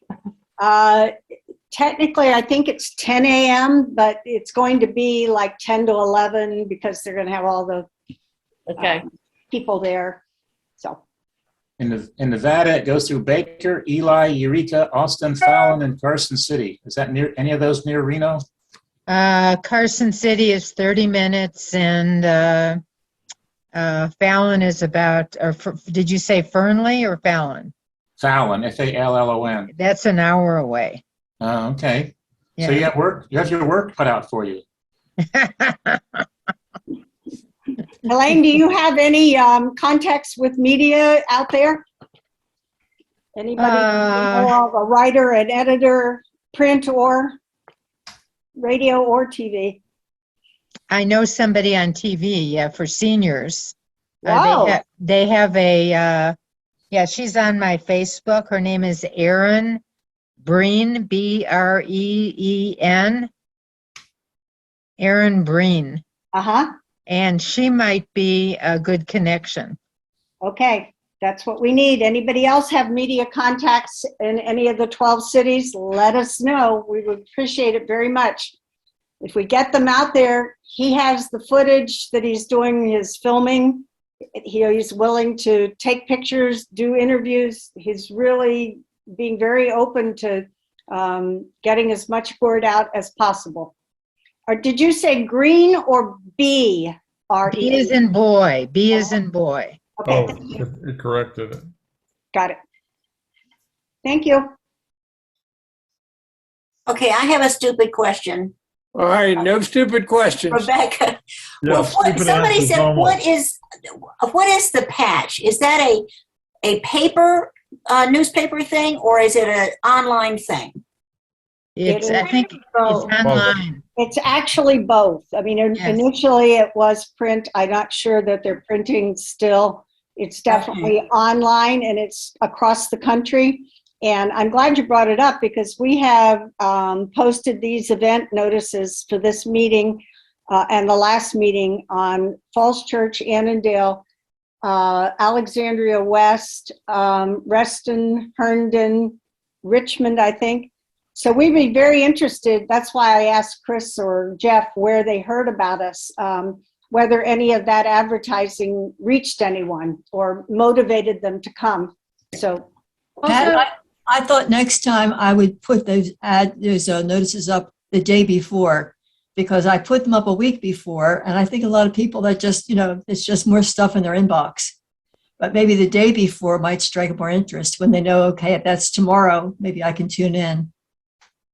Are you talking about patch notices? A patch, yes. The patch, you put it in and they put it, the top 5 or 10 events in your area, and it's changing daily. So it comes up. I mean, like I just got my notice again yesterday reminding me about this. So I don't know. We'll look into that. We can do a subscription and have it all over the state of Virginia, but because of Zoom, we don't have to do that. We don't have the geographic limits. Diva? I made a tutorial for how to post on the patch, which that's right. when I emailed it to you guys, it got corrupted or something. I don't know, but I thought it would just be easier because I made that tech help section. I'm just gonna post the tutorial on there so that, you know, if you guys want to see how to post on the patch, you can just use that. And for each event, there will basically be an event description, so you can just copy the details from there, and we can just like have that up on the website so that you know, it's not like everyone can just post on their own patch, and it's a You can post for free in one neighborhood. So that's what we tried to do, is get one person in each area to post, and we're into not reinventing the wheel. So we wrote up one ad or a description of the meeting, and we just copied and pasted it to every patch that we could access. So anybody in an area that I didn't mention that would like to, you can watch Diva's tutorial or contact one of us and we'll help you do it. We appreciate that. I just tried to get on Patch, Mm-hmm. you know, to download the app. They have an app. Right. Yeah. And I had difficulties. Oh dear. I They have no didn't- problems in Annandale. Oh, you didn't? Okay. Well, I'll try again.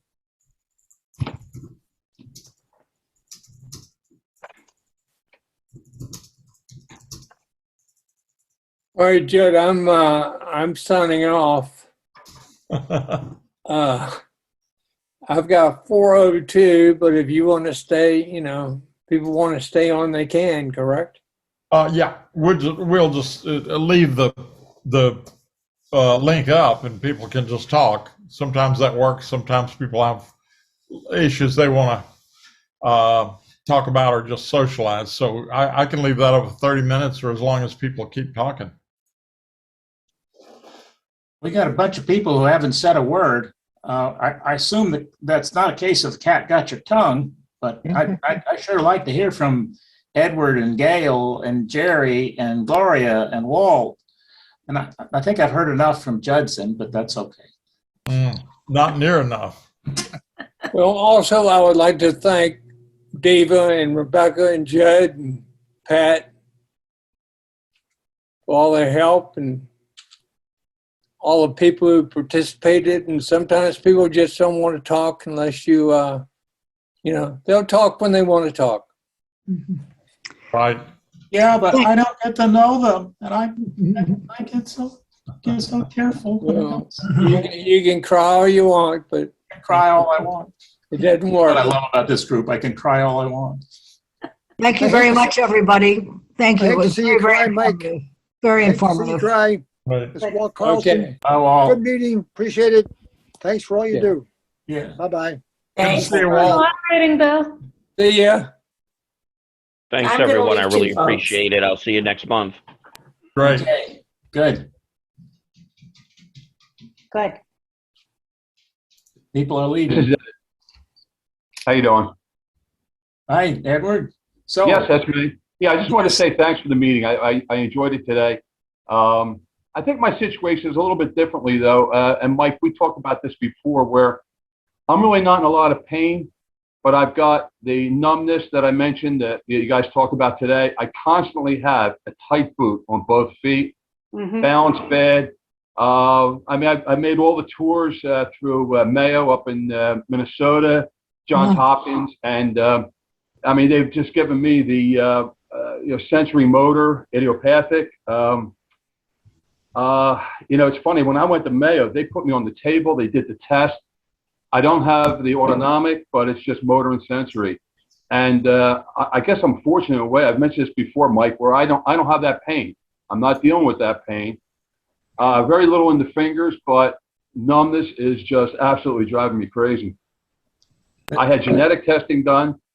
I had CMT. I spit into, and Pat, you mentioned spitting into the test. Did all that at University of Pennsylvania, and Wow. we just had a stump with me. They just sorry, we just don't have anything. Where do you live, Edward? I actually reside in Cape May, New Jersey. But right now I'm in the Outer Banks. We have a house here. So I kind of got linked up with CJ's group as well. And Bill, I've seen you over there for the last couple of months, but it's just like I try to walk. I go maybe about a quarter of a mile, and that's about as far as I can get. Yeah, I have a record that I play. Well, it's not actually a record, but anyway, I got a recording of an album that I play, and my goal is to walk around until the album is over, and that's getting harder and harder and harder to do. I just get really, really tired, but it is a goal. And I think that's probably what you need to have, is to have a goal. You're going to push yourself. It turns out that the critical piece of exercise is to push beyond, just to the point where you're just really pushing hard. That's what's going to that's what's going to tell your body to keep repairing those damn nerves and trying to repair them as much as possible. Because whatever is going on, and we don't, scientists just either don't understand or only barely understand what's going on. We know for sure that the body's going to attempt to repair what you use, but you got to really push hard, and that's the fundamental aspect of exercise. Is you got. Yeah, Mike, I've been to several neurologists, okay, and they all tell me, don't stop walking. That's all they keep saying. Yeah. Don't stop walking. And I mean, I do my best. My wife walks with me. I mean, I'm not diabetic. I've been all through those tests and so forth. B12 was a little low about 5 years ago, but it was only like in the 212 area, which really wasn't all that bad. But I mean, I've had more tests on me than I can even talk about. Electronic test, everything. But when you go to Mayo, believe me, they do a screening up there that just there's nothing like it up in Minnesota. But it all started with me about 1960s, about 6 years ago. Mm-hmm. That's the first time you had. That's the first time you had any sense at all that something was wrong. I'll tell you. Probably back around 2019, I started to get a little tingling in two of my toes. Just a little tingling though, but not so much a little. Like it felt like cotton balls were stuck on the bottom of my toes right here. But it was like that for about 6 years or so. It never really progressed anywhere. And then it started to progress in, I would say 2016, 2018, it started to get worse. And in the last few years, it's really gone, like I plateau for a level and then it goes down. Then it holds for about 6-7 months and then gets worse again. I had a counselor. I said, I could deal with any of this if it would just stay there. If you just stay there and not get worse, but then sure enough, something else happens and it gets a little worse. Yeah. And I whine and complain because I think that's our right. That's what we're here for. People to listen to me whining and complaining, and then they sign off. Well, I'll tell you, I'm finding this to be helpful to me because I have nobody that I can talk to about this. I don't have a family member that has it. I don't have a friend that has it. It's just, and you feel like you're out there on your own on an island, but then you run into support groups like this, and all of a sudden you can start to relate to different things, and this all starts to, I've got that, this one's got that, and it does help. I actually thought when I first, it's been 6 years, when I first started feeling it, I went to my dermatologist and asked her for medication for athlete's foot. Little did I know it had nothing to do with athlete's foot, but anyway. Well, hey, let's put it this way. I think, it's funny. You listen to different people talk and there seems to be this common, you got a little bit of this, a little bit of that person, a little bit of that person, and what's the expression? There's probably 100 different causes, but we all have about 10 common symptoms. Mm-hmm. And that's so true. That's the reason a lot of the topics that we're talking about are having to do with how to live manage. What changes do you want to make in your life so that you can keep functioning? Yeah. Housing, driving cars, feeding yourself, talking to your children, so forth and so forth and so forth.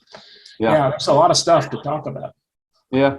Well, you brought up you brought up today the hereditary thing, and I agree. I forget who mentioned it, but they said that it seems as though that is really becoming more and more of a good clue, but they just have not spent enough money on it.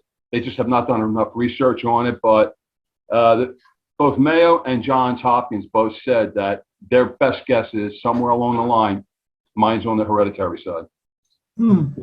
Yeah, what we don't recognize is just how horribly difficult it is to study this stuff, because we just can't see what's going on inside our bodies. We have no way. The nerves in your legs are a minuscule part of all of the structure of your legs. So when you do an X-ray or an MRI or something, you can't see the nerves because they are just a tiniest part of all of the stuff that's in your leg. And that's generally true of your entire body. The nerve tissue is just a tiny part, and yet it's controlling everything else. It's its research is very hard. That's well, for me, I never had a biopsy done, but they did up in Mayo. They said it's the axons on my. They gave it axonal peripheral neuropathy. I have the same thing. That's what my neurologist said.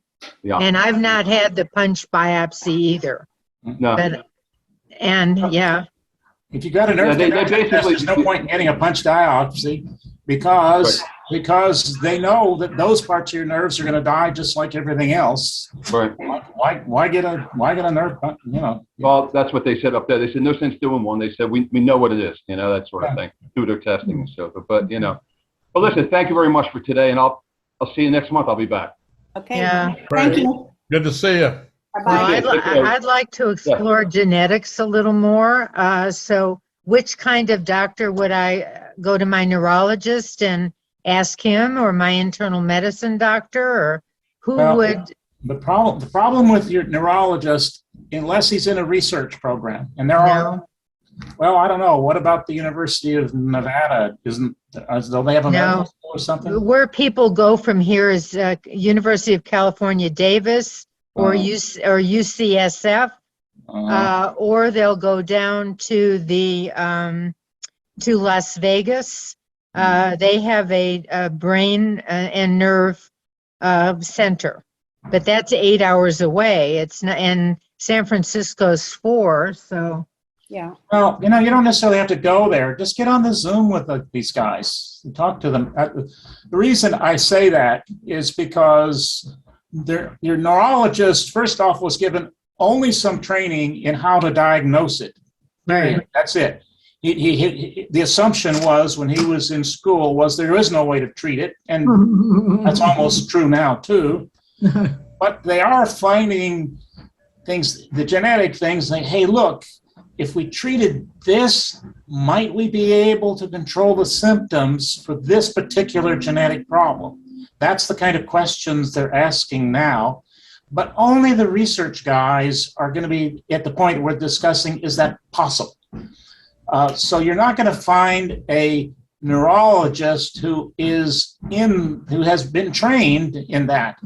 So you just have to recognize that if you want to talk to anybody, you're going to have to talk to somebody who has got at least 1 foot in the research world. I wonder if she might not benefit from listening to Dr. McCrae's presentation. Helene, Yes. about 3 months ago, Dr. McCrae from Hopkins did a presentation on that. He focused on Charcot-Marie tooth. Thank you.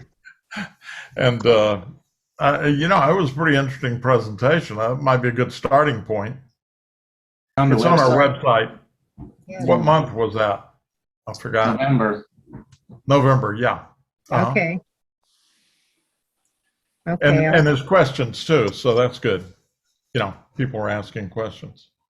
So I would listen to his program, but I'd have to really go mostly out of state, and to go with a neurologist that's, not local or too accessible makes it very hard for me. Sure. Yeah. Right. Yeah. Yeah. I was just thinking that as a starting point for getting more information. That's all. Yeah. Just to tell you how sympathetic I am, we complained, my wife and I complained vehemently having to drive to Baltimore to go to Hopkins. Oh gosh, we are so spoiled. Well, anyway, so there's still, what concerns me, like you, is the fact that it's spreading. I can feel it spreading. And so where does that lead you to, which is some horrible stuff. I have a daughter who's a family practice doctor, and when I told her I had peripheral neuropathy, had almost no response whatsoever. And what? You're not trained? No. If you have a personal trainer, if you have a gym, go to the gym and find their very most empathetic, sympathetic, kind, nice personal trainer. Someone who likes you and who will watch you and push the hell out of you. That's the most you can do. Get to be Mrs. Gym Rat. That's as far as we know, and there's reasons to believe it. That's the only thing we know that is going to help. Try to stay as active as possible. Your body uses its nerves to control your muscles. As your nerves die, your brain has to learn how to keep moving because it keeps losing little bits of signals that are coming from your body. So the exercise says, well, okay, I need to move. Let me try to move. So when you exercise, what you're doing, and not just lifting weights, but lifting weights is important, but also just moving around. When you move, your brain is saying, well, wait a minute, I don't have my sensor anymore. Well, how? Okay. And it has to compensate for the fact that it doesn't have as many signals as it used to have. So the exercise is using these remaining signals and is learning how to keep you under control. And it's the exercise that extends this life so that you can keep walking and so that you can cook your own meals instead of having to rely on somebody else who's cooking you don't really like. And the other thing that I would say is that if you can't afford a personal trainer, they're incredibly expensive, $60 an hour or whatever. I've been able to do physical therapy. I had back surgery that got me started on physical therapy, but then I continued for balance training, and then I had a shoulder injury, and all of that was paid for by Medicare. Is that with the physical therapist?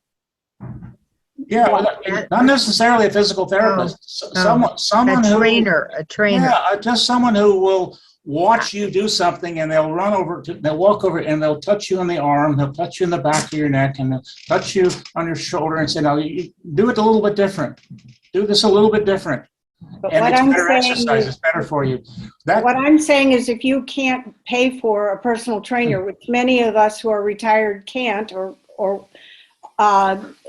physical therapy has been covered by Medicare for me. If you get a referral from your doctor, your neurologist, your primary care, that you have balance issues, you may get their help in retraining your brain, as Mike is saying. It certainly has helped me, and I completely... What I just got, but I'm really not that far into it, is a mirror. Have you heard about that? It's a mirror that goes on the wall, connected to the internet through your phone. And there are, 50 different exercise teachers and probably 15 or 20 varieties of exercise that you do by watching somebody who's coaching you on the mirror. And that costs $30 or $40 a month. after you buy the mirror. But I thought, since I'm not planning on going back to the gym, that I would be using that, and that's what I've been doing. So they have Tai Chi and weights and Pilates and floor exercises and just everything, and stuff for seniors too, beginning, intermediate, advanced, expert, 15, 30, 45 an hour. So it's very, you can use it. I use it every day. Gail, Can I make a- yeah, you're nodding your head. Do you know, Gail? I want to make a plug for things that are available through more and more counties. I'm in Fairfax County, Virginia. I don't know about you all. But not just Fairfax County, but the other counties in Northern Virginia have these basic senior centers. And it's part of the community and neighborhood division of the Fairfax County government. And it's a nominal cost of like $49 a year. I mean, for all sorts of activities, but every single one of the centers has some exercise classes, as well as this past several years, they've introduced some Zoom classes, which they're going to be continuing in Northern Virginia. And they're linking it so that Arlington and Fairfax and Alexandria and all the local areas can combine. And so I'm still doing, at one point I was doing up to 8 exercise classes a week. And these are general. They're not made for people who have specific things, but tailored. They're made for people who are older, and they're so you do it at your own level, and and you check with your doctor if you want to. But for instance, I'm taking Tai Chi. I've taken Tai Chi for over 20 years. Yoga just started in the last few years, and they're continuing some of these through Zoom, and also something called SAIL, Stay Active and Independent for Life. It's a combination of resistance, balance, a little bit of aerobic. And then I take the Zumba Gold, which is basically for modified aerobic. Yeah. So, and then I have a separate Tai Chi class with a Tai Chi master I've been studying with for many years. But the sheer variety, and I just do it for my general health. But when they have me, and I would never exercise that hard. No, put that many hours. I mean, 6, 8 hours a week. It's amazing. I never did before, but now I love the class structure. It says I'm tired. Do I not want to do it? But I turn on the Zoom, or in some cases I'm back to going in person to some of the classes at one of these centers. So if you're in any, and there's more and more. It's not just Northern Virginia counties. My sister lives in Columbia, Maryland. It's a little more costly because I have a monthly charge. But check into what's available for. In terms of community, especially for community or community activities and wherever you live. Gail, how did you feel about taking it virtually? Because I tried that and I didn't feel like I was getting enough stimulation, enough, I don't know. I wanted to get back in the gym, but because of the pandemic, I haven't. I actually like it. So I like both. I mean, especially something like I presume yoga or I certainly with Tai Chi. If you're there for instruction, you're getting correction there, and you're working with them. Even if in a group context, you're there. But on the other hand, if you're motivated just to do it with looking at I do it with this laptop I have, and I just take it around, and depending on type of exercise, I move the laptop around and do it, and it's sort of for a person. I consider myself somewhat lazy in some ways, but I force myself to do it. But it's a pleasure. Right now, it's such a pleasurable thing. I wouldn't miss it unless I really had something a doctor's appointment or some other thing, or I'm traveling. I can't do it, and so I do it. Sometimes I'm very tired before I start, but once I've been through it, I just feel wonderful. No matter what the course, I just feel good, and I like the fact that it's a group activity, whether it's in person or on Zoom. Mm-hmm. Somehow it's a motivator for me. I'm not sure. Years ago, where I was employed at EPA, they had a gym, and they, the equipment and all. They showed you the ropes, and you did the equipment. But somehow that for me that was less stimulating than having a group exercise activity. But that's just my personal taste. Really, the exercises we're talking about are for any age, but the exercises you do, the problems you have when you get old are not much different than you have when you get PN. It's just PN happens earlier in life, typically, than you would otherwise see them. And so if you go into a class like Gail was talking about, and you just happen to be, that most of the people there are older, well, fine. The exercises you're going to do are the ones you need. So just do them. Yeah, and if, as long as you got somebody there who, when you're doing them wrong or doing them not quite right, will point it out to you and get you to change. Now, I'd love to know what this mirror thing is. I don't know what that is. Did you? Just go online and put in MIRROR. It's put out by LuLuLemon. And it's, I got it because, as I said, I don't want to go to the gym. And I can do it anytime without having to travel back and forth to the gym and expose myself to whatever. And I've been doing exercise almost my whole life, so I know how to hold my body. But they give you reminders. That's basically what they do, is just show you, tell you. They point the camera even sideways so you can see the positioning of their bodies when they're doing various things. So anyway, it works for me. It's enough motivation for me to do it, and especially because it comes down to, they even have 5-minute classes, and they have meditation, and I tend to do, I can put in a couple of 15-minute ones, and that's okay, that for you to split up your exercise. So I like it. I like the way this whole conversation is running. This is great.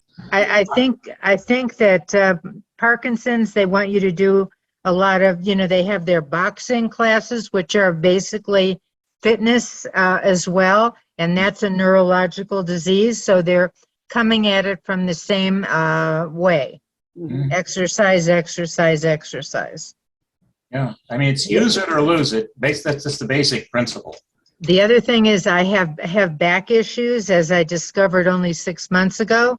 And the thing that is helping me most is I do 30, 40 minutes of stretching lower body with a stretch band in my bed upon arising. So I'm half awake, but not fully awake. I put Alexa on in the bedroom, and she plays meditation music while I'm doing my stretching. And I had back issues, and now my back doesn't hurt at all. Where did you get the stretching exercises? Because that's a concern that I don't want to do them wrong. Well, if you had Mirror, you could take a stretching class. They would tell you. I did yoga for 20 years. So I have a familiarity with the stretch and my body. It's basically listening to your body. You want to put some strain on it, but you don't want it to hurt. And I do what I call the stretching, I call yin yoga. Yin is holding a pose for 1 to 5 minutes. I've done a few of those classes. So I hold it until I feel it release. And then I'll go on to another move. Okay. So don't do anything that hurts, but when you feel some resistance, that's good. You want to. Okay. Well, thank you. I'm going to leave also, and enjoyed the meeting very much. Thanks for your participation. And Gail, I'm glad to hear you're in Fairfax. I'm in Alexandria, so there you go. And Helene, I'm going to contact the Breen lady. I don't remember the first name. Erin Breen, yes. Erin Breen, and see about getting some coverage there. So that would be great. Yes. Thank you. Thank you. See you next month. Make sure Yes. you're going. Bye-bye. Bye. Bye.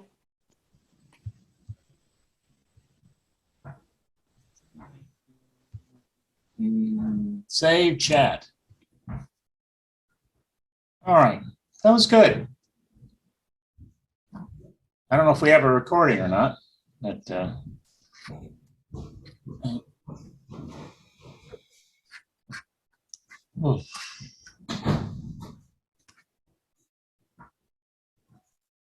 I see you. How are you doing?